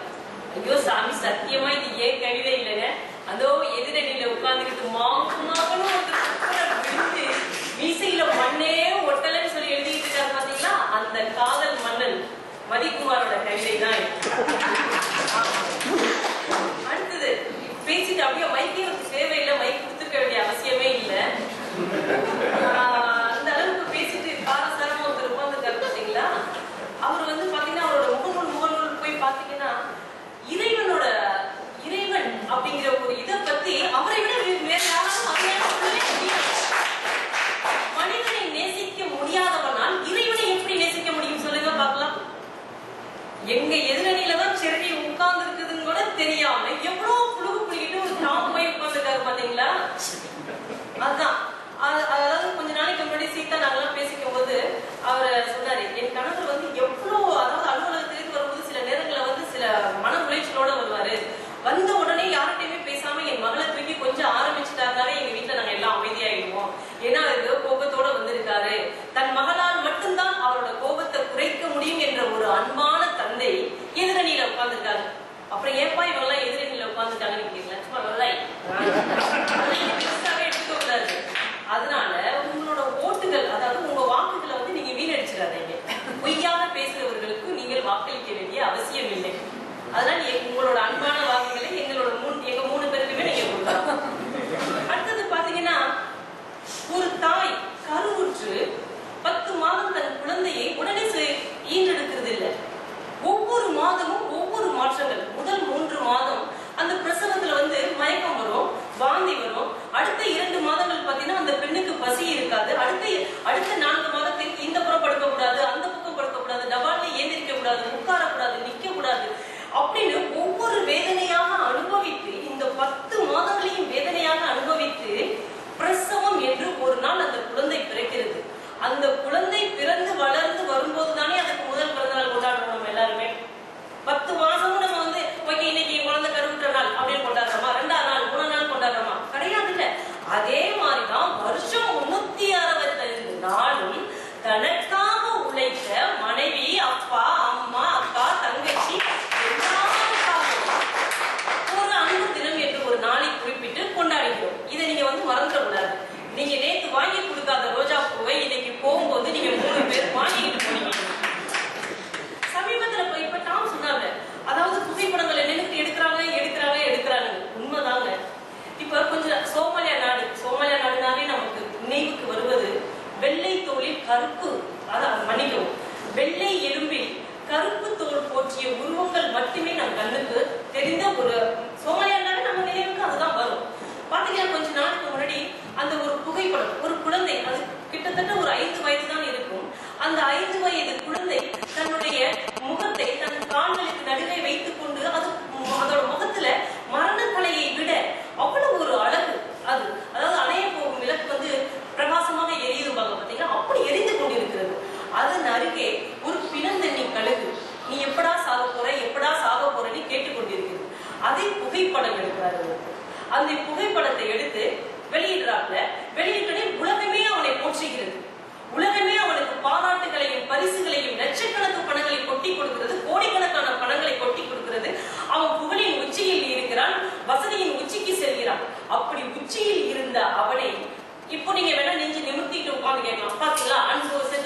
பாத்தீங்களா அப்படின்னு. ஆனால் அப்படி நெஞ்சை நிமிர்த்தி கொண்டு நீங்கள் நிற்கும் நேரத்தில் உலகே அவனை பார்த்து ஒரே ஒரு கேள்வி கேட்கும், அந்த குழந்தை என்ன ஆயிற்று? அந்த ஒரு கேள்வி அந்த மனிதனின் சக உணர்வுகளையும் சாகடித்து விட்டது. அந்த குழந்தை என்ன ஆயிற்று? அப்பொழுதுதான் அவனே தன்னை பற்றி யோசிக்கிறான். ஆஹா, நம் புகைப்படம் எடுக்கும் ஆவலில் நம் அன்பற்ற ஒரு செயலை நிகழ்த்தி விட்டோமே என்று அவன் துடிக்கின்ற போது, கதறுகின்ற போது அவனுக்கு கண்ணீர் கூட துணை வரவில்லை. அவன் கண்ணம் துடைக்க அவனை மரணம் மட்டுமே தழுவியது. அந்த மரணம் தான் உலகின் அன்பை மனிதன் இன்னும் வாழ்ந்து கொண்டிருக்கிறான் என்பது அந்த அவனுடைய மரணம் உங்களுக்கு இந்த நவீன உலகத்தில் உங்களுக்கு புகட்டவில்லையா? இப்போ ஒரு பொதுவாகவே ஒரு செயல் எடுத்துக்கிட்டோம் அப்படின்னா, எதுக்காக ஒரு தாய் தந்தை உறவு இருக்கு, ஒரு மகன் மீது உறவு இருக்கு அப்படின்னா, வயசான காலத்துல நம்மளை வச்சு பாதுகாப்பாங்க குழந்தைங்க அப்படிங்கிறத நம்ம பெரியவங்க சொல்லுவாங்க. அடுத்தது சொல்லுவாங்க, நம்ம சொத்துக்களுக்கு எல்லாம் ஒரு வாரிசு வேணுமே, நம்ம குழந்தைகளை வளர்ப்போம். ஆனா இப்ப சமீபத்துல பாத்தீங்கன்னா, ஜாக்கி சானை வந்து எல்லாருக்குமே தெரியும். அப்படியே உடம்பு நெளிச்சு வலிச்சு அப்படி குறுகி அவரை விட ஒரு கடினமான ஒரு உழைப்பாளி திரையுலகத்தை நம்ம பார்த்திருக்க முடியாது. அப்படிப்பட்ட கடினமான ஒரு உழைப்பாளி தன் முடிவை எடுக்கிறார். என்ன எடுக்கிறாருன்னா, ஆஹா, நம்ம கஷ்டப்பட்டு சம்பாதிச்சதெல்லாம் இந்த ஏழை எளிய மக்களிடம் வந்த பணம் தானே, அவங்க கொடுத்த ஒரு ஊதியம் தானே நமக்கு, இதுல ஒரு பாதி அவங்கள்ட்ட கொடுத்துட்டா என்ன அப்படின்னு அவர் யோசிக்கும் போது யோசிச்சுட்டு அவங்களோட மகனை கூப்பிடுறாரு. தம்பி, இது மாதிரி நான் முடிவு எடுத்துருக்கேன்ப்பா, நம்மளோட சொத்துல பாதி அவங்களுக்கு கொடுத்துடலாம் அப்படின்னு. உடனே அந்த மகன் சொல்லிடுறாரு, அப்பா, வளர்ச்சி அடையாத காலத்தில், தொழில்நுட்பமே இல்லாத காலத்தில் நீங்க இவ்வளவு சம்பாதிக்கும் பொழுது இந்த நவீன உலகத்தில் என்னால் சம்பாதிக்க முடியாது என்று நினைத்து விட்டீர்களா? உங்கள் ஆசை என்னவென்று எனக்கு புரிகிறது. உங்களுடைய சொத்து உழைப்பு முழுவதையும் ஏழைகளுக்கே கொடுத்து விடுங்கள். எனக்கு உங்களுடைய மகன் என்ற ஒரு பெயரை மட்டுமே கொடுங்கள் என்று சொன்னானே, அந்த தாய் அந்த தந்தைக்கும் மகனுக்கும் இருக்கிற உறவையா நீங்கள் வந்து இன்னைக்கு வந்து இல்ல குழந்தைகிட்ட பாசம் இல்ல, அப்பா கிட்ட பாசம் இல்லைன்னு சொல்றீங்க? தங்கமீன்கள் ஒரு அழகான ஒரு வரி வரும், அதாவது பெண்ணை பெற்ற அப்பாவுக்கு மட்டும்தான் தெரியும் முத்தம் காமத்தில் சேர்ந்தது அல்ல என்று. இந்த வரி அதாவது கோடியில எங்கேயோ ஒரு மூலையில ஏதோ ஒரு பொறுக்கி இருக்கிறதா செய்வோம். யாரோ ஒருவர் செய்யும் தவறை நீங்க வந்து வயசு மீறி குழந்தைகளிடம் தவறான முறைகள் நடக்கிறார்கள் என்று சொல்லுகிறீங்க. ஏதோ ஒரு தவறுகள் நடக்குது, அது ஏதோ ஒரு மூலையில் ஏதோ ஒரு கோடியில் யாரோ ஒருவர் செய்யும் தவறுக்காக ஒட்டுமொத்த ஆண்களையே இப்ப நான் வந்து சாடக்குறேன்னு வச்சுக்கோங்க, இதுக்கெல்லாம் காரணம் ஆம்பளைங்க தான். 3 பேர் தலைப்பையே மாத்திடுவாங்க. ஆம்பளையா பொம்பளையா பாத்திரமா வரீங்களா அப்படின்னு சொல்லிட்டு வரிச்சு கட்டிட்டு வந்துருவாங்க எந்திரிச்சு. அந்த அளவுக்கு உலகத்தில் நடக்கும் தவறுகளுக்கு வந்து இந்த தவறை ஏன் உங்கள்கிட்ட காமிக்கிறாங்க, மீடியா ஏன் காமிக்குது அப்படின்னா, ஜாக்கிரதையாக இருங்கன்னு தான் சொல்றாங்க. ரெட் லைட் போட்டா போக கூடாது அப்படின்னு உங்களுக்கு ஏன் சொல்றது, அடிபட்டுடுவீங்கன்னு. அதற்காகத்தான் உங்களுக்கு ஒரு சின்ன ஒரு உதாரணத்தை காமிக்குது இந்த உலகத்துல. அடுத்தது இப்போ இந்த டெல்லி சம்பவம் எல்லாருக்குமே தெரியும். ஒரு கொடுமையான செயல், ஒரு வன்முறையான செயல். அதை சொல்லுவதற்கு வெட்கப்படணும், வேதப்படணும். எவ்வளவு கஷ்டங்கள் நம்ம மனசுல இருக்கும். உலக நாடுகளே அந்த பெண்ணுக்காக கதறியது, உலக நாடுகளே பிரார்த்தனை செய்தது அந்த பெண்ணுக்காக. அந்த கொடியவன் இறந்து விடுகிறார். அந்த கொடியவனுக்காக ஒரே ஒரு சொட்டு கண்ணீர் யாரும் விடவில்லை. ஆனால் அவனுடைய தாய், என் மகன் கொடியவன் தான், அவன் செய்த செயல் கொடியதுதான், ஆனால் இந்த மரணம் அவனுக்கு அதிகம் அல்லவா என்று கண்ணீர் விட்டாலே. ஒரு கொடியவனையும் நேசிக்கக்கூடிய நவீன உலகம் அல்லவா இது? இந்த உலகத்தில் காதல் இல்லை, அன்பு இல்லை, நேசம் இல்லை என்று சொல்வது என்ன அர்த்தம் சொல்லுங்க? காதல் இந்த வார்த்தையை ஒரு முறை சுவாசிச்சு பாருங்க. நம்ம உடம்புல, அதாவது நம்ம தாயோட கருவறை வாசனையும் அழகா ஆழமா யோசிச்சு பார்த்தோம்னா, முன்னாடிலாம் பாட்டி சமைப்பாங்க. பாட்டி சமைச்சாங்கன்னா அவங்க கணவனுக்கு சமையல் போட முடியாது. என்ன பண்ணுவாங்க, அவங்க அம்மாவை கூப்பிட்டு சொல்லுவாங்க, அதுக்கப்புறம் அவங்க பையனுக்கு சாப்பாடு சொல்லுவாங்க. அடுத்தது இப்ப என்னோட அம்மா சமைக்கும் போது எங்க அப்பாவுக்கு நின்றுகிட்டே சாப்பாடு போடுவாங்க. இன்னைக்கு நான் சமைச்சு டைனிங் டேபிள் எடுத்தாந்து வச்சுக்கிட்டு எல்லாரும், நான், என் கணவன், என் குழந்தைங்க எல்லாரும் ஒன்னா உட்கார்ந்து இருக்கிறோம். என் கணவன் எனக்கு பிடிச்சது அவர் தட்டுல வந்துச்சுன்னா எடுத்து ஊட்டி விட்டுருவாரு. என் குழந்தைங்க அதுங்களுக்கு பிடிக்காததெல்லாம் என் தட்டுல எடுத்து வச்சிருவாங்க. சட்டில இருக்கிற மிச்ச மீதி எல்லாமே என் தட்டுக்கு வரும். இப்படி எல்லாத்தையும் சாப்பிட்டுக்கிட்டு சந்தோஷமா ஒரு காதல் உணர்வு யார் உங்களுக்கு சொல்லி கொடுத்த சொல்லுங்க? சமீபத்துல பார்த்திருப்பீங்க எல்லாருமே, தஞ்சாவூர் கும்பகோணம் பகுதியில ஒரு மனநிலை பாதிக்கப்பட்டது. அவர் வந்து செவத்துல ஒரு 5 நிமிடங்களில் வெறும் கோவை இலையையும் பச்சை இலைகளையும் வைத்துக் கொண்டு வண்ணங்களை கடற்கடகடன்னு தீட்டி சென்றிருக்கிறார். அதுல பாத்தீங்கன்னா அந்த ஓவியத்தின் ஏதோ ஒரு மூலையில் ஒரு காதல் ஒளிந்து இருக்கிறதா, ஒரு உருவம், ஏதோ ஒரு உருவம் தெரிகிறதா. ஒரு மனநிலை பாதிக்கப்பட்டவன், தன்னை யார் என்று மறந்தவன், தன் பெயரை மறந்தவன், அந்த காதலின் ஆழத்தை மட்டும் மறக்க முடியவில்லை பாத்தீங்களா? அதுதாங்க காதல். இந்த உலகத்துல மிக மிக அதாவது மனிதனாக பிறந்தால் காதலிக்க வேண்டும். குழந்தையாக இருந்தால் தாய் அன்பை அடைந்திருக்க வேண்டும். நீங்க கேட்கலாம், அப்புறம் தாய் அன்பை ஏன் இல்லாத குழந்தைங்க இல்லையே, இன்னைக்கு வந்து எவ்வளவு அனாதாசிரமங்கள் இருக்குதுன்னு கேட்கலாம். அதற்காகத்தான் கடவுள் படைத்தார். அதாவது அன்னை தெரேசாவை படைத்தார். உலகத்தில் உள்ள குழந்தைகள் எல்லாம் யாரும் தன்னை யாரும் அனாதை என்று சொல்லிவிடக் கூடாதே என்பதற்காகத்தான் அன்னை தெரேசா தன்னை அன்னை என்ற இந்த உலகிற்கு தன்னை அறிமுகப்படுத்திக் கொண்டார். அப்படிப்பட்ட இந்த நவீன உலகத்தில் காதல் இல்லை என்று, அன்பு இல்லை என்று மட்டும் சொல்லிவிடாதீர்கள். அன்பு அதாவது இந்த உலகத்துல தோண்ட தோண்ட நமக்கு கிடைக்கிறது வந்து முத்து, அதாவது கடல்ல முத்து. அந்த முத்தோட விலை உயர்ந்தது வந்து தங்கம், தங்கத்தை விட விலை உயர்ந்தது வைரம், வைரத்தை விட விலை உயர்ந்தது வந்து பிளாட்டினம், பிளாட்டினத்தை விட உயர்ந்தது இரேனியம் என்று சொல்றாங்க. இதை அனைத்தையும் விட உயர்ந்தது இந்த உலகில் அன்பும் காதலும் மட்டும்தான். பூமிக்கு புவியீர்ப்பு விசை எங்கிருந்து கிடைக்கிறது என்றால் மனிதனின் உடம்புகளில் இருந்து ஒரு அதிர்வு செல்கிறது அல்லவா? என் உறவு எங்கேயோ ஒரு இடத்தில் எவனோ ஒருத்தன் துடிக்கிறான் என்று நமக்கு இங்கே ஏதோ நம் இதயத்தில் துடிக்கிறது அல்லவா? அந்த அதிர்வு தான் பூமிக்கு புவியீர்ப்பு விசையாக செயல்படுகிறது. அந்த புவியீர்ப்பு விசை வேண்டும் என்றால் அன்பையும் காதலையும் மறைக்காமல் உண்மையாக செலுத்துங்கள். அன்பும் காதலும் உங்களை போற்றும். நன்றி.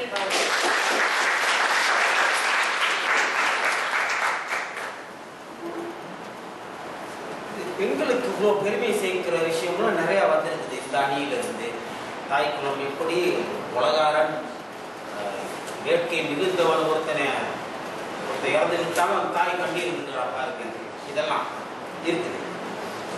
ஆனால் ஆண்கள் தான் இந்த கொலையில வந்து அதிகம் பண்றாங்க அப்படின்னு சொல்றாங்க. கொலையில வந்து அதிகமாக பெண்கள் பண்றது உண்டா? தற்கொலை ஆண்கள் தான் பண்ணிக்கிறாங்க, பெண்கள்லாம் ஒன்றும் இல்லை, சும்மா கொஞ்ச நேரம் அழைச்சிட்டு உட்காந்துக்குவாங்க. ஏதாவது ஒரு பெரும் வேதனை தாங்காம ஆண்கள் தான் தற்கொலையில் ஈடுபடுறது, கொலையிலும் சரி. ஆனால் பெண்களையும் ஒரு கணிசமான அளவு கொலைக்காரிகள் இருக்காங்க. நான் இந்த ஆராய்ச்சிக்காக போய் இந்த தற்கொலையை பற்றி ஆராய்ச்சி இந்த பாப்புலர் புக் ஷாப் இருக்குல்ல, அங்கே போய் புத்தகத்தை தேடிட்டு இருந்தா அந்த ஃபேமஸ் மர்டரர்ஸ் உலக புகழ் வாய்ந்த கொலைகாரிகள் என்று 22 கதைகள் இருக்குது. எல்லாரும் புருஷனை கொண்டவங்க. போட்டி பார்த்தேன், வேற ஏதாவது கதை வருமா கொல்ல இந்த மாதிரி. அது 22 என்ன காரணம்னு தெரியல, எனக்கு உட்காந்து படிக்கிறதுக்கு நேரம் இல்லை, கண்டுபிடிச்சு சொல்லு ஒரு ஆராய்ச்சி. இப்பொழுது இவ்வளவு அன்பு இருக்கின்றது உலகத்திலே என்று அவர்கள் சொல்கிறார்கள். இல்லை, குறைந்து கொண்டு வந்தது, இல்லை வேட்கை தான் இருக்கின்றது, அன்புக்கு மரியாதை கிடையாது, அது இனி நிலைக்க போவதில்லை இந்த உலகத்தில். அவங்க சொல்றாங்க இந்த வற்றாத அன்பா அல்ல, ஆளுக்கு கொஞ்சமா கொடுத்தாலும் குறையாத என்ன, இந்த 2 அன்பு தான் இருக்கு, நீ ஒன்று எடுத்துக்கப்பா, இந்த மிச்சம் ஒன்று இருக்கு நீங்க எடுத்துக்கங்க அப்படின்னு சொல்ல முடியாது. அன்புனா அது அப்படியே வளர்ந்துருக்கும். ஏதோ உலகத்துக்கு வாடிய பயிரெல்லாம் கண்ட போதெல்லாம் வாடின்னு ஒருத்தர் ஒரு ஆள் சொன்னார்ல, அப்படிதான் அது வந்துகிட்டே இருக்கும். அது உணர்வு குறையாது. இல்லை அதெல்லாம் கிடையாது, குறைஞ்சி போச்சு, இனிமே முடிஞ்சிருச்சு கதை என்று சொல்ல வருகிறார் எதிரணியின் இறுதி பேச்சாளர், புக்கெட் பாஞ்சாங் தமிழ் பேச்சாளர் மன்றத்திலிருந்து வருகிறார் மதிக்குமார்.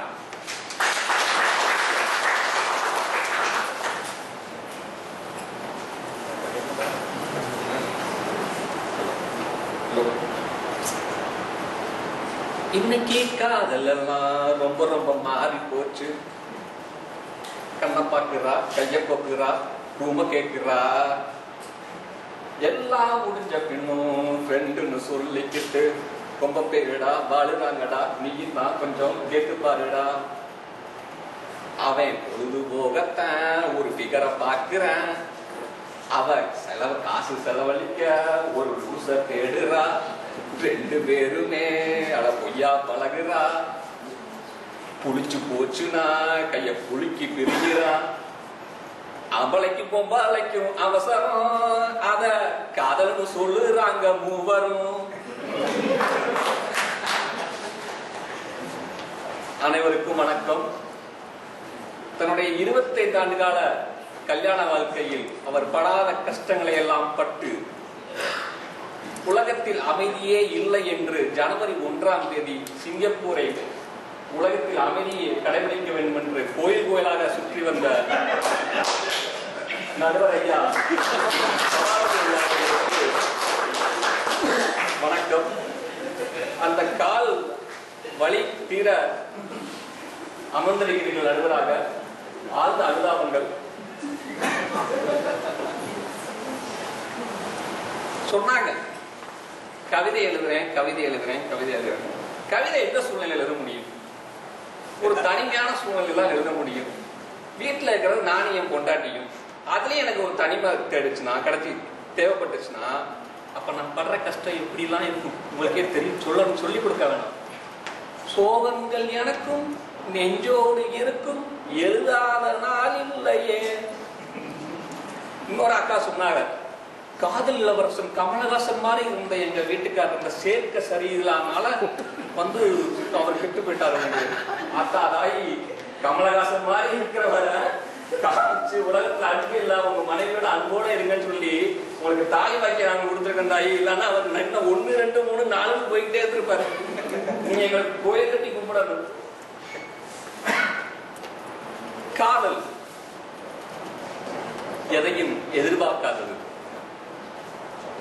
ஏமாற்ற தெரியாதது, சுயநலம் இல்லாதது, நிபந்தனைகள் விதிக்காதது, எதையுமே கொடுத்து கொண்டே இருப்பது, எதையும் பெற நினைக்காதது, உணர்வுகளை மதிப்பது, உடலுக்கோ மனதிற்கோ ஒரு பொழுதும் காயத்தை ஏற்படுத்த நினைக்காதது, வலிகளை தாங்கிக் கொள்ளுவது, அன்போடு அரவணைப்பை தருவது, அக்கறையை காட்டுவது, நேசத்தோடு இருப்பது, கவனம் கொள்ள செய்வது, கவனிக்க சொல்லிக் கொடுப்பது, கசந்து போகாதது, எண்ணங்கள் ஒன்று கூடுவது.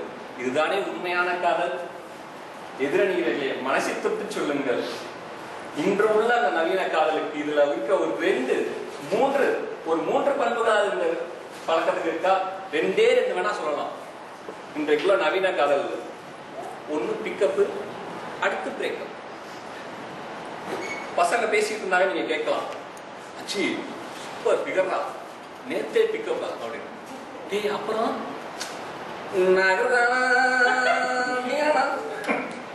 இது ஒரு பக்கம். இன்னொரு பக்கம், என்னடி ரமேஷ காதலிச்சுக்கிட்டு இருந்தியே, திடீர்னு என்கேஜ்மெண்ட் சொல்றியே. ஆமாடி, எனக்கு தான் சொல்லு, உனக்கு தான் தெரியும்ல, என்னோட ஆம்பிஷன் தான் யூஎஸ்ல போய் எம்எஸ் பண்ணணும்டி.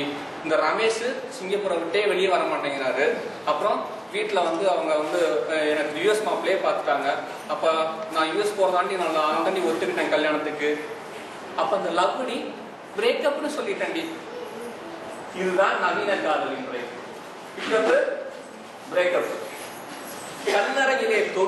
கல்லறையிலே தோன்றி மணவரையை தாண்டி கல்லறை வரைக்கும் செல்ல வேண்டும் உண்மை காதல். ஆனால் இன்று சில்லறையில் தோன்றி ஏதாவது ஒரு ஹோட்டல் அறையில முடியுது நவீன காதல். உள்ளத்தின் தேடல்கள் கிடையாது, உடலின் தேவைதான் இன்றைய நவீன காதல். விஷாலமான பார்வை கிடையாது, விகாரமான பார்வை இன்றைய நவீன காதல்.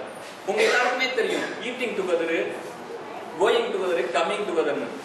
நடுவரையா 2000 வருஷம் இன்னைக்கு ஆரம்பிச்சா அங்க வந்து ஒரு கான்செப்ட் கொண்டு வந்திருக்காங்க, லிவிங் டுகெதர்.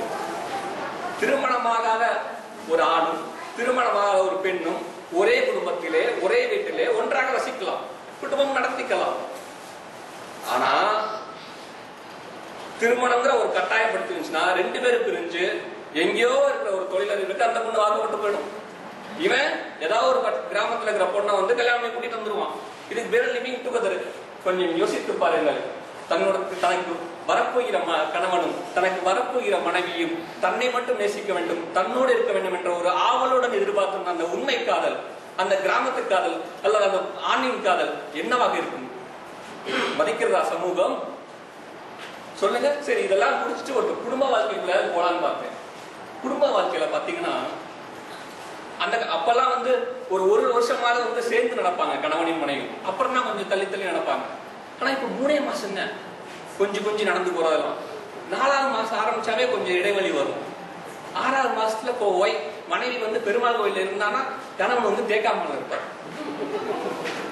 1 வருஷத்துல வந்து நீங்களே போயிட்டு வாங்களே, தேக்காக்கு போறானா, சாமான வாங்கிட்டு வாங்க, நான் வேணா வரும்போது சாப்பாடு வாங்கிட்டு வந்துருங்க அப்படின்னு. ஆக அந்த ஒரு புரிந்துணர்வு இல்லாமல் போய்விட்டது. என்றைக்கு வந்து ஒரு எதிர்பார்ப்பு அதிகமாகிறதோ அன்றைக்கு அன்பு அடக்கம் செய்யப்படுகிறது. உதாரணத்துக்கு பாத்தீங்கன்னா ஒரு குடும்பத்துல பாத்தீங்கன்னா கணவன் தன்னுடைய தாத்தாவிடம் எப்படி ஒரு பாட்டி அடக்கமாக இருந்தாலோ, தன்னுடைய அப்பாவிடம் தன் அம்மா எப்படி அடக்கமாக இருந்தாலோ என்று, அதே போல தன்னுடைய மனைவியும் தன்னிடம் ஒரு அடக்கமாக இருக்க வேண்டும் என்ற ஒரு எதிர்பார்ப்பு. ஆனா இன்னைக்குள்ள பெண்கள் அப்படி கிடையாது. படிச்சுட்டாங்க, அறிவுகோல சேர்ந்துட்டாங்க, 2 பேருமே சம்பாதிக்கிறாங்க. நான் பண்ண வேண்டிய வேலையை நீ பண்ணு. இது ஒரு ஏன் நான் வந்து ஒரு அடிமைத்தனமா இருக்க வேண்டும், இது ஒரு எதிர்பார்ப்பு. இந்த 2 எதிர்பார்ப்பு முளைக்கும் ஒரு பிரச்சனை வெடிக்குது, விவாகரத்து ஆகுது. ஆக எதிர்பார்ப்பு அதிகமாக அதிகமாக அன்பு அடக்கம் செய்யப்படுகிறது. நண்பர்களை கொஞ்சம் யோசித்து பாருங்கள். ஒரு சமீபத்துல நீயா நானாவில் ஒரு நிகழ்ச்சி நடந்தது. அதாவது என்னன்னா, தகவல் தொழில்நுட்பத்துறையினால என்னென்ன பிரச்சனை அப்படின்னு. அப்ப ஒரு பெண் வந்து சொன்னா, அப்படி நானும் என் கணவன் முத்தம் கொடுத்து கொண்டே கிடத்த 6 மாதம் ஆகிறது என்று. எந்த உலகத்தில் நாம் இருக்கிறோம், எந்த மாதிரி உலகத்தில் நாம இருக்கோம்? இது அந்த பெண் சொன்னதுக்காக இல்ல, நம்ம வீடுகளிலே நடக்கக்கூடியது. உங்க வீட்டில் நடக்கும், என் வீட்டிலேயும் நடக்கும். எதுக்காக இந்த தனிமையான வாழ்க்கையை தேடினோம், தனிப்படுத்தணும் எதுக்காக வந்தோம்? ஒரு ஆணும் பெண்ணும் ஒரு உணர்வுகளை புரிந்து கொள்ள வேண்டும் என்பதற்காகத்தானே ஒரு பெரிய கூட்டு குடும்பம் என்ற ஆலமரத்தை வெட்டி சாய்த்து விட்டு இங்கு வந்தோம். பாருங்க, அந்த கூட்டு குடும்பத்துல இருக்கிற ஒரு உணர்வு இதெல்லாம் இருந்துச்சு அன்னைக்கு. அந்த அன்புகளாம் புறக்கணித்து அந்த அன்பெல்லாம் வேணாம் சொல்லிட்டு நான் வந்தோம். அம்மா, அப்பா, பெரியப்பா, பெரியம்மா, சித்தப்பா, சித்தி, அண்ணன், தம்பி, அக்கா, தங்கச்சி, கொழுந்தனாரு, நாத்தனாரு, மாமனாரு, மாமியாரு, மச்சின, மச்சினிச்சி, இப்படி அத்தனை பெயர்களையும் எப்படி வெறுமனே அங்கிள், ஆன்டி. உறவுகளின் பெயர்கள் மட்டுமல்ல, அந்த உறவுகளுடைய வலிமையும் அன்பும் கூட இன்றைக்கு சுருங்கி விட்டது. இது மட்டும் இல்ல, குடும்ப வாழ்க்கையை விட்டு வெளியே வந்து இந்த கூட்டம் இந்த எல்லாம் விட்டு வெளியே வந்தாலும் நட்பு வட்டாரத்திலையும் பாருங்க, நல்லாவா பழகணும்னா எதையாவது ஒரு எதிர்பார்த்து தானே பழகிறோம். அன்றைக்கெல்லாம் வந்து கோயில் இலக்கியங்கள்ல பாத்தீங்கன்னா படிச்சுன்னா தெரியும், கடவுள் மேல ஒரு காதல் இருந்தது. திருவருப்பாலாம் படிச்சு பாத்தீங்கன்னா சொல்ல இருக்கும், ஒரு தன்னை ஒரு ஆணாக இருந்தாலுமே தன்னை வந்து ஒரு பெண்ணாக பாவித்து கடவுளை காதலித்தார்கள். இன்னைக்கு பெருமாள் கோயிலுக்கு போய் நிம்மதியா வச்சு அமைக்க போறோம். புளியோரை கொடுப்பாங்களா, கொடுக்க மாட்டாங்களா? வீட்டுல வெளியே செருப்பு போட்டிருந்தோமே, இருக்குமா இருக்காதா? கொண்டாட்டியை கூட்டிட்டு வந்திருக்கமே, அங்க முஸ்தபாலா இருக்கும், கூட்டிட்டு போவாளா மாட்டாளோ? அங்க இருந்தா சிரிக்கிறாரு, நன்றி அனுபவிச்சிருக்காங்க. ஏன்னா நீங்க அனுபவிச்சீங்கன்னு சொல்லி நமக்கு வரும் அடுத்து எதிர் இருக்கா இது. ஆக ஒரு கோவில்ல கூட வந்து அந்த சாமியை விட்ட வந்து ஒரு பக்தி இல்லாம, ஒரு அன்பு இல்லாம தான் கொண்டாடி நம்ம இன்றைக்கு இருக்கிறோம். நண்பர்களே, மொழி மீது காதல் குறைந்து விட்டது, கண்டிப்பா குறைந்து விட்டது தான் சொல்லுவேன். ஆக ஒவ்வொரு இடத்திலும் காதலே இல்லாமல் தான் போய்விட்டது. ஒரே ஒரு இடத்தில் மட்டும் உண்மை காதல் இருக்கிறது. எங்க தெரியுமா? ஒரு திரைப்பட நடிகர் மீது அந்த ரசிகன் ஒரு உண்மையான காதலோடு இருக்கிறார். ரத்த பந்தம் தொடர்பில்லாது ஒரு 3 மணி நேரம் வந்து படத்துல வந்தாங்கறதுக்காகவே வந்து ஒரு உண்மையான காதலை வச்சிருக்கான். அவன் என்ன பண்ணாலும் ரசிக்கிறான். அவன் பண்ற சரியா தவறா என்பது இங்க விடையே இல்ல. என்ன பண்ணாலும் ரசிக்கிறான். அவன் படம் வரல அப்படின்னா தற்கொலை பண்ணிக்கிறான். போன வாரம் ரெக்ஸ் தியேட்டர்ல கூட அந்த படம் தள்ளி வந்ததுக்காக பெரிய பிரச்சனை பண்ணிருக்காங்க. ஒரு படம் வந்தது, அவன் பண்ற சரியா தவறா என்பது நினைக்கல. ஆனா அவனுடைய அந்த உண்மையான காதல் சமூகத்தில் மதிக்கப்படுகிறதா? அவனை வந்து பைத்தியக்காரங்கிறோம். சரி, நம்ம தான் சமூகம் தான் சொல்லுது. அந்த நடிகனாவது அவனை மதிக்கிறானா? கிடையாது. உங்களுக்கே தெரியும், நடிகன் மதிப்பது கிடையாது.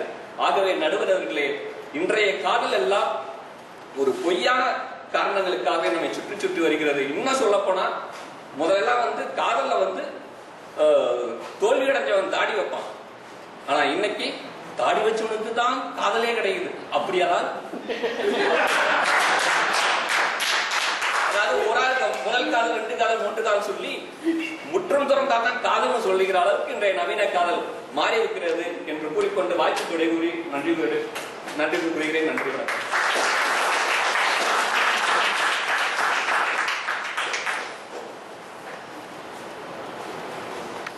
அருமையான காரணம் சொன்னார் தாடி வைப்பதற்கு. 100 கிலோமீட்டர் போறதுக்கு வீட்டுல தொந்தரவுன்னு சொன்னது அப்படி உண்மை இல்லை. நான் சும்மா உடற்பயிற்சிக்காக 100 கிலோமீட்டர் கோயில் அதை சேர்த்து விட்டேன். கோயில சும்மா ஆளுக்கு பார்ப்பாங்க. சும்மா 100 கிலோமீட்டர் இந்த ரேஸ் கோர்ஸ் பக்கம் போறேன்னு சொன்னா ஏன் பார்ப்போம். கோயிலா சுற்றினாக்க ஒரு கூட்டம் அவர் கவனிக்கும். அதனால 100 கிலோமீட்டர் போனேன். அது வீட்டுல இருந்து எவ்வளவு ஆதரவு கிடைச்சதுன்னு நினைக்கிறீங்க? அதெல்லாம் சண்டைலாம் கிடையாது. ரொம்ப சண்டை போட்டுக்க மாட்டோம். அதை சண்டை போட்டுட்டாலும் வெளியே சொல்ல மாட்டோம். அல்ல அது சரி. இந்த தாடியை பத்தி நீங்க கிளறி விட்டீங்க. ஆனா நான் சும்மா அழகுக்காக தாடி வச்சிருக்கேன். இதுல வந்து துருவி கேட்பேன். மற்ற விஷயம் என்ன ஆச்சு காதல்? நான் சொல்றேன் படிச்சு படிச்சு காதல் தோல்வி தாயான்னு. இல்லையா சபரிமலையா, இல்ல தைப்பூசமா, இல்ல வேண்டுதலா, அட இல்லையா காதல் தோல்வியா அப்படின்ற கேட்க நம்ப மாட்டேங்கிறாங்க. இல்லைன்னு ஏன் எனக்கு காதல் வரக்கூடாதா, இல்ல தோல்விதான் அடையக்கூடாதா? இல்ல நீங்க காதல் பண்ணலாம், நான் தோல்விங்கிறது நம்பிக்கை. பாத்தீங்களா புத்தார சும்மா இருக்கிறவனுக்கு உங்க தூண்டி விட்டுவானுங்க போல இருக்கு. நான் செவனேன்னு கிடக்கிறவன் ஒண்ணும் இல்லாம போதையாண்டி இப்படி எல்லாம் இருக்கு. தாடி வேற ஒண்ணும் இல்லை. நான் சொல்றேன், உண்மையை நான் சொல்றேன் பெரியது. சங்க இலக்கியத்துல ஒண்ணு வருது, உரைமுடிவு காடான் இளமையோன் என்று நரைமுது மக்கள் ஒப்ப நரைமுடித்து சொல்லால் உரை செய்தால் குலவிச்சை கல்லாமல் பாகம் படும். அப்படின்னா என்ன பொருள்னா, அந்த நரையெல்லாம் இருக்குதுல்ல, இதை பார்த்தா நான் என்ன போய் சொன்னாலும் நீங்க நம்புவீங்களா? அதுதான் பொய். அனுபவம் பேசுது. இப்ப நான் பெரிய பேராசிரியர் மாதிரி இந்த மாதிரிலாம் போட்டுட்டு வந்து பேசினா எது சொன்னாலும் நீங்க பெரிய அனுபவப்பட்டவர் சொல்லுவார். அதுக்காக நான் தாடி வச்சிருக்கேன், வேற ஒன்றும் இல்லை. அப்படியே காதல் ஏதாவது வந்துச்சுன்னா என்னவா? ஷாஜானுக்கு இல்லையா, ஷாஜானு 7 பொண்டாட்டி, எனக்கு பொறாம அதனால சொல்றேன், வேற ஒண்ணும் இல்லை. அவரு 7 பொண்டாட்டி வச்சிருக்கிறது தப்பே. சரி, அதை விடுவோம். இப்பொழுது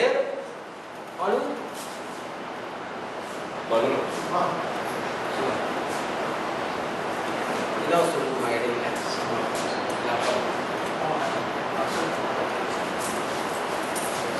சரி. இப்பொழுது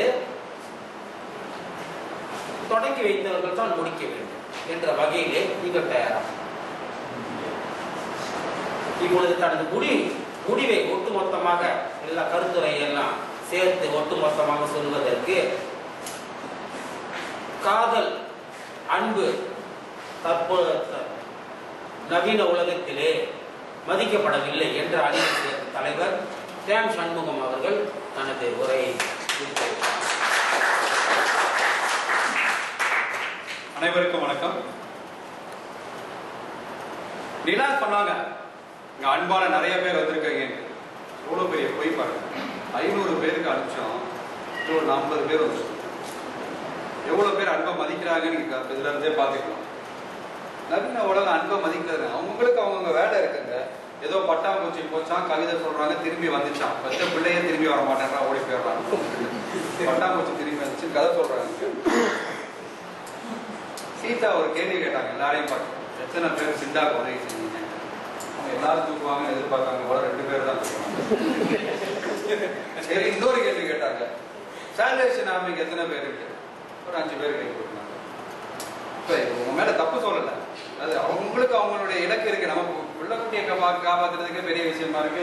சால்வேஷன் ஆர்மி, சிண்டா, நவீன உலகம் மாறிக்கிட்டு இருக்குங்க. அந்த காலம் மாதிரி கிடையாது.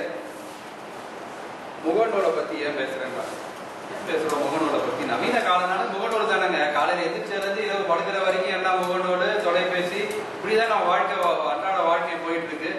சாப்பிட போனாங்கன்னா அவங்க பரிமாறினாங்கன்னா வீட்டுக்காரர் வச்சாரோம். இன்னைக்கு சாப்பிட போனா யாருக்கு சாப்பாடை பாக்குறா? எல்லாம் இப்படி பாத்துக்கிட்டே தான் சாப்பிடுறான். கையில வச்சு 4 பேர் போறான் சாப்பிடறதுக்கு, வெளியில உணவகத்துக்கு. அவன் ஒரு கைத்தொலைபேசியை வச்சுக்கிட்டு முகநூலையே எதையோ பார்த்துக்கிட்டு சாப்பிடுறான். எல்லாம் பேச போறேன்ட்டு எதையோ பேசிக்கிட்டு அவனை பிரிஞ்சு போயிடறானுங்க. நீ எங்க அன்பு பரிமாறப்படுதுங்க? இதுல காதல் மன்னனா, நான் அவரோட ரசிகனா? உண்மைதாங்க, ரசிகன் தான். அவருடைய நடிப்பை மட்டும்தான் பார்த்தேன், அவருடைய வாழ்க்கையை பார்த்தேன். எனக்கு தெரியும் எது மதிக்கப்படுது, எது மதிக்கப்படலைன்னு. அவர் காதலை ரொம்ப மதிச்சாரு. அதனாலதான் நிறைய பேரோட காதல் கொண்டார். நான் அப்படியா? காதல் மதிக்கப்படுகிறது உண்மைங்க.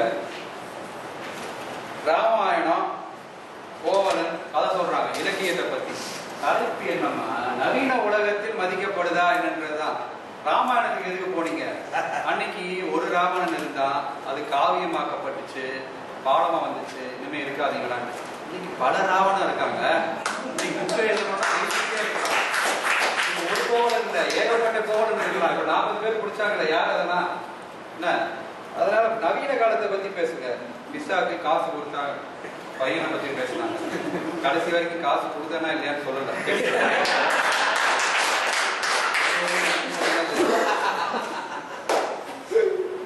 அடுத்து ரமா வந்தாங்க, பொய்யான வாக்குகள் போடணும். எவ்வளவு உண்மை பேசினாங்க. நான் என்னை பார்த்து பொய்யான ஒரு பொண்ணு எனக்கு வாழ்த்தட்டை கொடுத்ததெல்லாம் கூட ஒத்துக்கிட்டேன் எல்லாரும் முன்னாடியும்.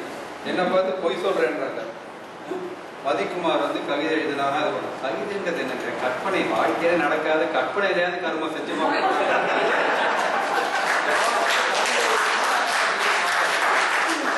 அதை சொல்றாங்க. எவனா புகைப்படம் எடுத்தானா பெரிய ஆளானா. நாங்க புகைப்படம் எடுத்து பத்தி பேசுறாங்க, போற்றுகிற புகைப்படத்தை பத்தி பேசவே இல்லை.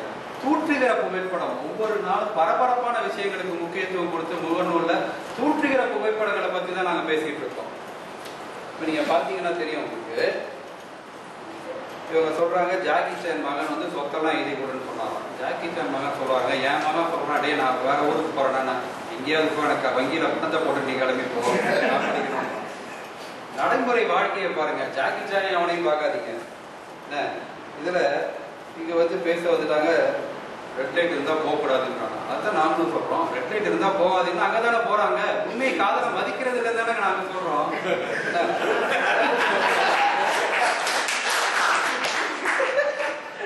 நடைமுறை வாழ்க்கையில பாருங்க, ஒவ்வொருத்தரும் எவ்வளவு எப்படி நடந்துக்கிறாங்கன்னு பாருங்க. நம்ம சிங்கப்பூர் தீவுல இருக்கோம், ஆனா ஒவ்வொருவரும் தனக்குள்ள ஒரு தீவை வச்சுக்கிட்டு தனியா வாழ்ந்துட்டு இருக்கோங்க. எவ்வளவு நேரம் நம்ம வேலை பார்க்கறோம், எவ்வளவு நேரம் கொண்டாட்டி பிள்ளைகளோட நம்ம செலவு பண்றோம் பாருங்க நேரத்தை. இப்போ பாரு எதையா கையில வச்சுக்கிட்டு எதையா மூணோட பார்க்கவும் அதை பார்க்கவும் தனித்தனி தீவுகளா வாழ்ந்துட்டு இருக்கோம். ஒரு காலத்துல எல்லாத்துக்கும் நம்ம அன்பு பரிமாறப்பட்டுச்சு. நானா விளையாடிட்டு வந்தோடனே எங்க இட்லிக்கார மாட்ட போய் இட்லி கேட்டினா அவன் 2 இட்லி கொடுக்கும், 50 காசு கொடுத்தேன்னா இன்னும் 2 இட்லி மனசு நாளைக்கு காசு கொடுப்பா கோப்பான ஒரு அன்னை உள்ள இருந்துச்சுங்க. இன்னைக்கு விளையாடிட்டு போறான், எங்கேயோ ஒரு பத்தாம் நம்புகிறான், ஒரு வெள்ளியை போட்டு ஒரு வந்து விழுது, ஒரு ரொட்டி துண்டு வந்து விழுது. எல்லாம் இயந்திரமயமாயிட்டு இருக்கு. நீங்க பேருந்துல போறீங்க, ஒரு அட்டையை காமிச்சிட்டு உள்ள போறீங்க, நடத்துனர் இருப்பாரு. நாங்க நடத்துனர்கிட்ட கதை பேசிட்டே போவோம். சிங்கப்பூர்ல நடத்துனர் இருந்தா நிறைய சூப்பர் ஸ்டார் உருவாயிருப்பாங்க. சிங்கப்பூர்ல தான் உருவாகுது. நிறைய இயந்திரத்தோடய இருக்கோங்க. நம்ம படுகிறதெல்லாம் பாருங்க, இங்க அலுவலக நூலகத்துக்கு வந்தாலும் அட்டை, எங்க போனாலும் அட்டையை கையில கொடுத்துறாங்க, இல்ல ஒரு தொலைபேசி கையில கொடுத்துறாங்க. இது கூட தான் நம்ம வாழ்ந்துட்டு இருக்கோம். இயந்திரத்தோட வாழ்ந்து அன்பை பரிமாறக்கு மனிதர்கள் தேவைங்க. நம்ம மனிதர்களோட இன்னைக்கு உறவாடுறோம் சொல்லுங்க. இப்ப இருக்கிற வாழ்க்கை சூழ்நிலை நவீன உலகத்துல நாம எப்ப பாரு இயந்திரத்தோட பழகி இயந்திரமயமாகி அன்புனா என்னன்னே தெரியாம நாம அனைவரும் மனிதத்தோல் போத்திய இயந்திரமா ஆகிவிட்டோம்ன்றதான் உண்மை. நாம் காதலை மதிக்கவில்லை. நவீன காதல், நவீன உலகம் காதலையோ அன்பையோ மதிக்கவில்லை என்பதுதான் எங்களுடைய வாதம். வாய்ப்பளித்தமைக்கு நன்றி, வணக்கம்.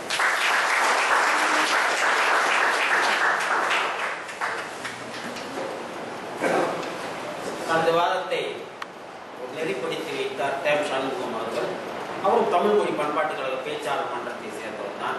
இப்பொழுது தனது கட்சிக்கு வலு சேர்க்க அவர் சொன்னவற்றையெல்லாம் ஒரு சேர்த்து கூற, அதே சமயத்தில் எங்கே சொன்னவர்களுக்காக காதலுக்கு மதிப்பில்லை, அது என்னென்ன ஓட்டைகள் இருக்கு அதெல்லாம் எல்லாத்தையும் தூக்கி அம்பலத்தில் போடுறதுக்கு அழகு இல்லாத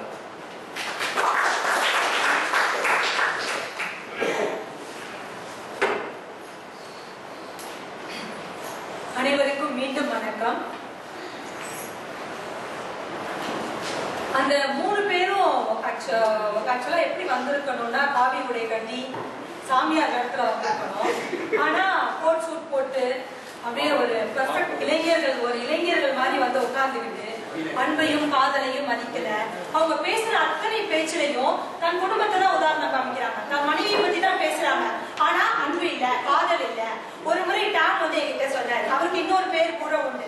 எப்படி வந்து ராமனுக்கு வந்து ஜானகி ராமன்ங்கிற பேர் இருக்கோ அது போல அவர் என்கிட்ட சொன்னாரு, என் நெஞ்ச பிளந்தா என் நெஞ்சில சீதா தாங்க இருக்கும், அதனால என் பேர் சீதா டாம் சொல்லியிருக்காங்க.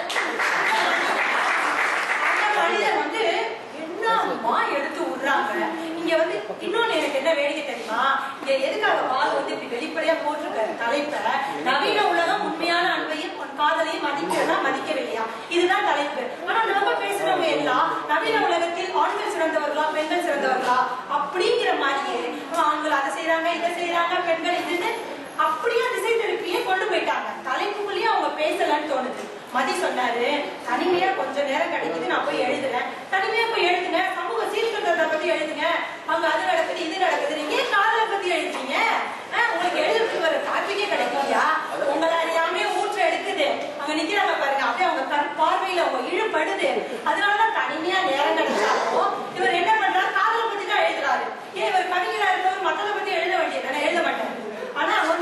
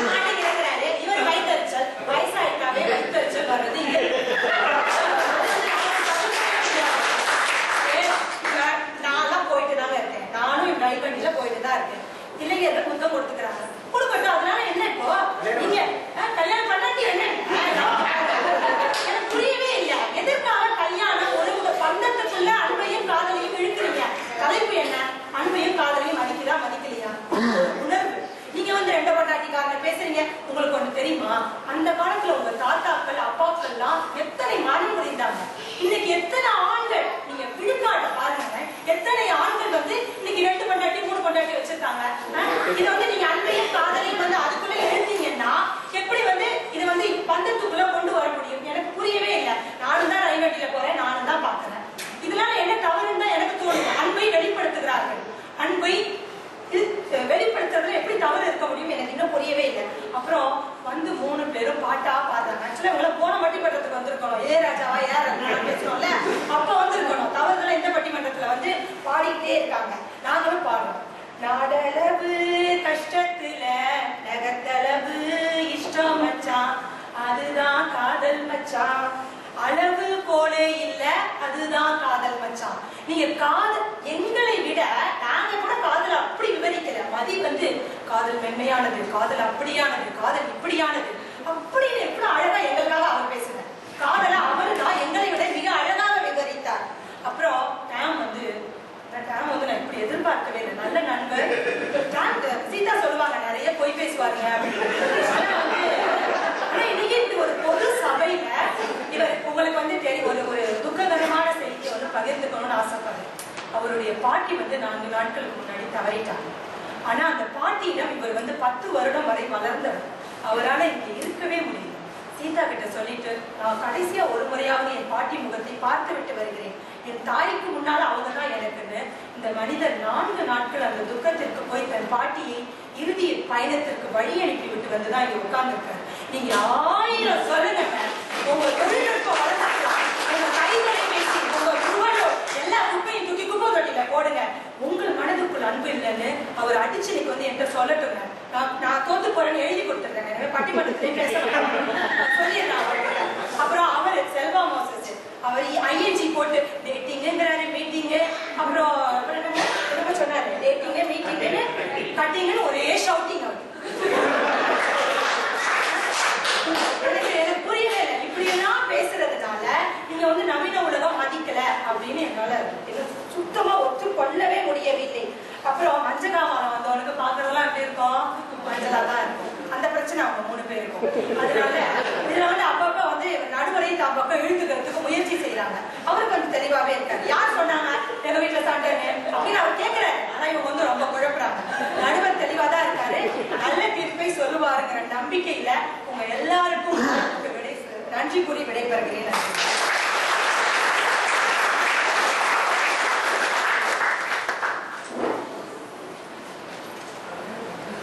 எப்பா இந்த கலந்து கலக்கிட்டாங்க.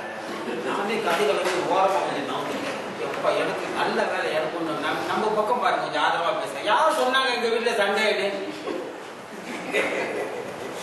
நாங்க வீட்டுல சண்டை போட்டுருக்கோம். சண்டையே போடுறதில்ல.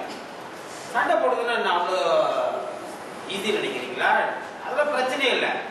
நான் நாளைக்கு ஒரு 3 சண்டை போடுவோம், ஆனால் சேர்ந்துருப்போம். இதுதான் வாழ்க்கை. அது அன்பு இருக்கும் பொழுது என்னதான் ஒரு பிரச்சனை வந்தாலும் அது போயிடும், மறந்துருக்கோம் நாங்க. அதே சமயத்துல நீங்க இந்த தலைப்பை ஆராய்ச்சி பண்ணும் பொழுது அன்பு மதிக்கப்படுகின்றதா நவீன உலகத்திலே? அந்த காலத்துல மதிக்கப்பட்டதா? அந்த காலத்துல சண்டை சச்சரவு அதிகமா இருந்துச்சு. போறதுக்கு பட்டை எல்லாம் அவன் போட்டு சாப்பிட்டு அங்க போய் இந்த பெண்கள்லாம் தூக்கிட்டு வந்து கதை இருக்குது. ராவணனை கொண்டு வந்து அசோகவனத்துல சீதை வச்சா நான் போய் சொன்னா கேட்பானா அவன்? இல்ல அவங்ககிட்ட சரி எஸ்எம்எஸ் பண்ணா அவங்களே வந்திருப்பாங்க. நீங்க அதனால அவங்க போய் தான் வருவாரு. அந்த மாதிரிலாம் இப்போ குறைஞ்சி போச்சு. என்ன காரணம்னா இந்த ஃபேஸ்புக் இணையம் தான் காரணம்னு நினைக்கிறேன். இப்போ இன்னும் குறைஞ்சிக்கிட்டு வருது. உலகம் ஒன்றாகுது. இது நமக்கு எனக்கு தோணுது.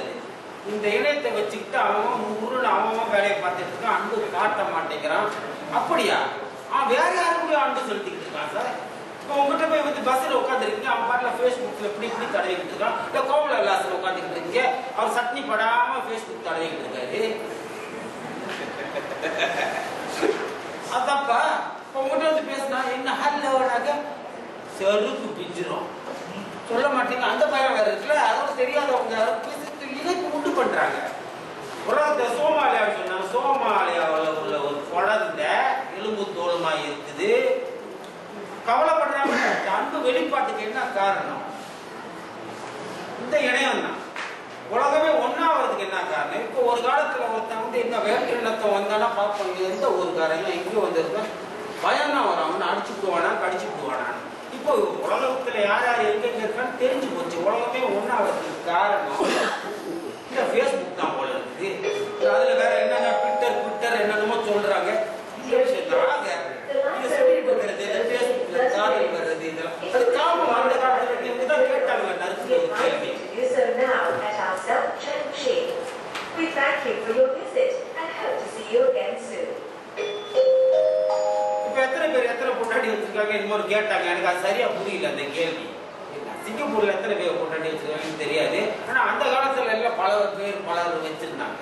எனக்கு தெரியாது அந்த கணக்கு. அது தமிழர் பண்பாடு தமிழர் மதம் என்ற நூலிலே மறைமலை அடிகளை வரலாறு எழுதியிருக்கிறாரு. இதெல்லாம் ஒரு வழக்கத்தில் இருந்தது. அது மாறுபட்டு இப்ப பண்பட்டு வந்திருக்காங்க. ஒரு மனுக்கு ஒருத்தி என்ற உயிர் மூச்சை உள்ளடக்கி திருக்குறள் பெருமையை வந்து கே.பி. சுந்தரமான் பாடினாங்கல்ல, அது இப்பதான் கடைபிடிச்ச ஆரம்பிச்சிருக்கு. அன்புனா என்னன்னு புரியுது. ஒருவருக்கு ஒரு ஒத்தாசையா இருந்து மேம்படுவது என்றால் என்னவென்று தெரிகின்றது. இவங்க சொன்னதிலே ஒரு இது தனிப்பட்ட அன்பை பற்றி பரவலாக பேசினார்கள். அதே சமயத்தில் இவர்கள் தனிப்பட்ட அந்த சேட்டைகள் எல்லாம் வந்து அதிகமாக சொன்னார்கள். ஒட்டுமொத்தமாக மனித இனத்தையை பார்க்கும் பொழுது அது ஆரம்பத்தில் இது அறிவியல் ஆராய்ச்சியின் படி நாம் என்ன கண்டோம் என்றால் மனிதன் அன்பு மிக்கவன். ஒரு சிலர் இந்த மாதிரி பண்ணி விடுவார்கள். ஒரு குடம் பால்ல ஒரு துளி நஞ்சு போதும் எடுத்துரும். நீங்க ரோட்ல பாக்குறது, வெளியில பாக்குறது, இங்க கட்டி பிடிக்கிறது, அங்க சேட்டை கொடுக்கறது, அவங்க முத்தம் கொடுக்கறது, இதெல்லாம் வந்து நமக்கு அருவருப்பா தெரிஞ்சாலும் அவங்களுக்கு இன்பமாக தெரியுது. உலகத்தையே மறந்து இருப்பது காதலனுடைய போக்கு. அதே சமயத்துல அது தவறுன்னு சொல்ல முடியாது. அது பண்பாடு தாக்கம். சில சமயத்துல ஆங்கிலேயர் பண்பாடு வந்து தவறு, அதுதான் இங்க கடைப்பிடிக்கிறாங்கன்னு சொல்றீங்கல்ல. ஆங்கிலேயர் பண்பாட்டுல நல்ல இதெல்லாம் இருக்குது. ஒருவோட மரியாதையா எப்படி பேசுறது, அன்பாக எப்படி பழகுவது, அது ஆசிரியர்களோட ஆங்கிலேயருக்கு தான் அதிகம் தெரியும். தெரியாது. நீங்க போய் ஒரு ஆள் தெரியாத ஒரு நடந்து பண்ணாங்க ஹலோன்னு சொல்லுங்க, ரொம்ப வேலைக்கு பார்க்குறாங்க. திமுரு தானே இது. எப்படிதான் தேக்காவில போய் தமிழர்கள் தான் தமிழ்நாட்டிலிருந்து வந்தவர்கிட்ட வணக்கம் அப்படின்னு சொன்னா அப்படி பார்ப்பாங்க. நினப்பு இவனுக்கு பெரிய பிள்ளாங்க ஹலோ அப்படி அந்த பார்வை தான் வரும். அவர் வெள்ளக்காரன் போய் சொல்லுங்க ஹலோ ஹாய்ட்டு போவாரு. அந்த பண்பு அன்பு அவன்கிட்ட இருந்து படிச்சுக்கணும். சரி கட்டி பிடிக்கிறது தான் அவங்களுக்கு இப்படி. அதே போய் அவன்கிட்ட இருந்து படிச்சுக்கிட்டீங்க நீங்க நல்லதை படிச்சுக்கீங்க. இது தெரியும் பரவாயில்ல. இப்பொழுது அவங்க வெளிப்படையா அவங்க காதல் பண்றாங்க. இது என்ன காரணம்னாக்க முன்பு வந்து ஜனத்தொகை அவ்வளவு மோசமா இல்லை. ஒருவர் பண்றது இன்னொருக்கு தெரியாது. அப்போ நடந்துட்டு தான் ஏவோ இருந்தது.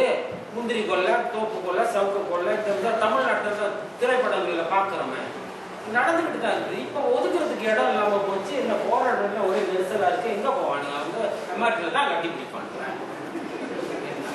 பச்சையாதம் சொல்ல முடியுமா? நடந்துகிட்டு தான் இருக்குது. அதோ முன்போட வந்து குறைஞ்சு போயிருக்கு இந்த சேட்டையெல்லாம். உண்மையை சொல்றேன், நீங்க உங்களுக்கு கண்ணுல படல சரியா? இப்படி இருக்க மனிதனோட குணத்தை பார்த்தாக்க அன்பு மிக்கவன் மனிதன். இதே மாதிரி புரிஞ்சு அதை எல்லாம் மிருகம் நாய்க்கு அன்பு காட்டுங்க. அது ஒரு கரடியை பிடிச்சி வளர்க்குது. மிருகங்களுக்கு எல்லாருக்கும் அது வந்து உயிரியல் தொடர்பு. அது எல்லா உயிர்களும் அன்பு மிக்கவை. இதை நம்ம புரிஞ்சுக்கணும். அது வளர்ந்து இருக்கின்றதா அல்லது மதிக்கப்படுகின்றதா? அது மதிக்கப்படுவதற்கு ஒன்றும் இல்லை என்று நினைக்கிறேன்.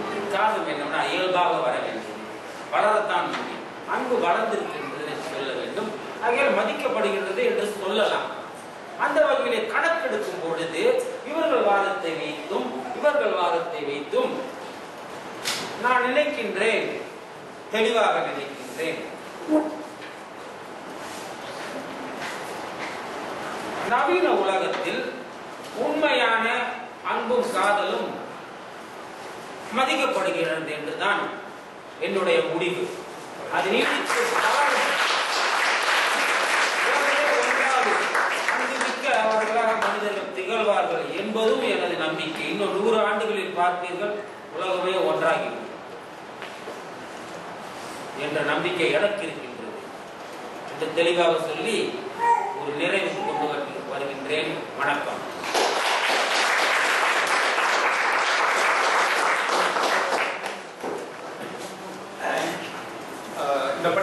வந்து கலந்து கொண்ட அனைவருக்கும் நன்றி. இப்பொழுது இந்த பட்டிமன்றத்தில் ஒரு இறுதி அங்கம் இருக்கிறது. அது என்னன்னா, போன தடவை வந்துட்டு சிறந்த பேச்சாளர் ஒருவரை தேர்ந்தெடுத்தோம். இந்த முறையும் அதே மாதிரி வந்து ஒரு சிறந்த பேச்சாளரை நாங்கள் தேர்ந்தெடுத்திருக்கிறோம். போன தடவை எல்லாரும் ஓட்டு போட்டோம். அதுல வந்து சில பேர் வந்து 4-5 சீட்டு வாங்கி ஓட்டு போட்டாங்கன்னு தமிழகத்தினுடைய எலெக்ஷன் மாதிரி ஆயிடுச்சு. சில பேர் வந்து சொன்னாங்க, அதனால வந்து அந்த சிக்கல்லாம் இருக்கக்கூடாதுன்னு சொல்லிட்டு அனுபவம் மிக்க ரசனை தன்மை மிக்க சில பேரிடம்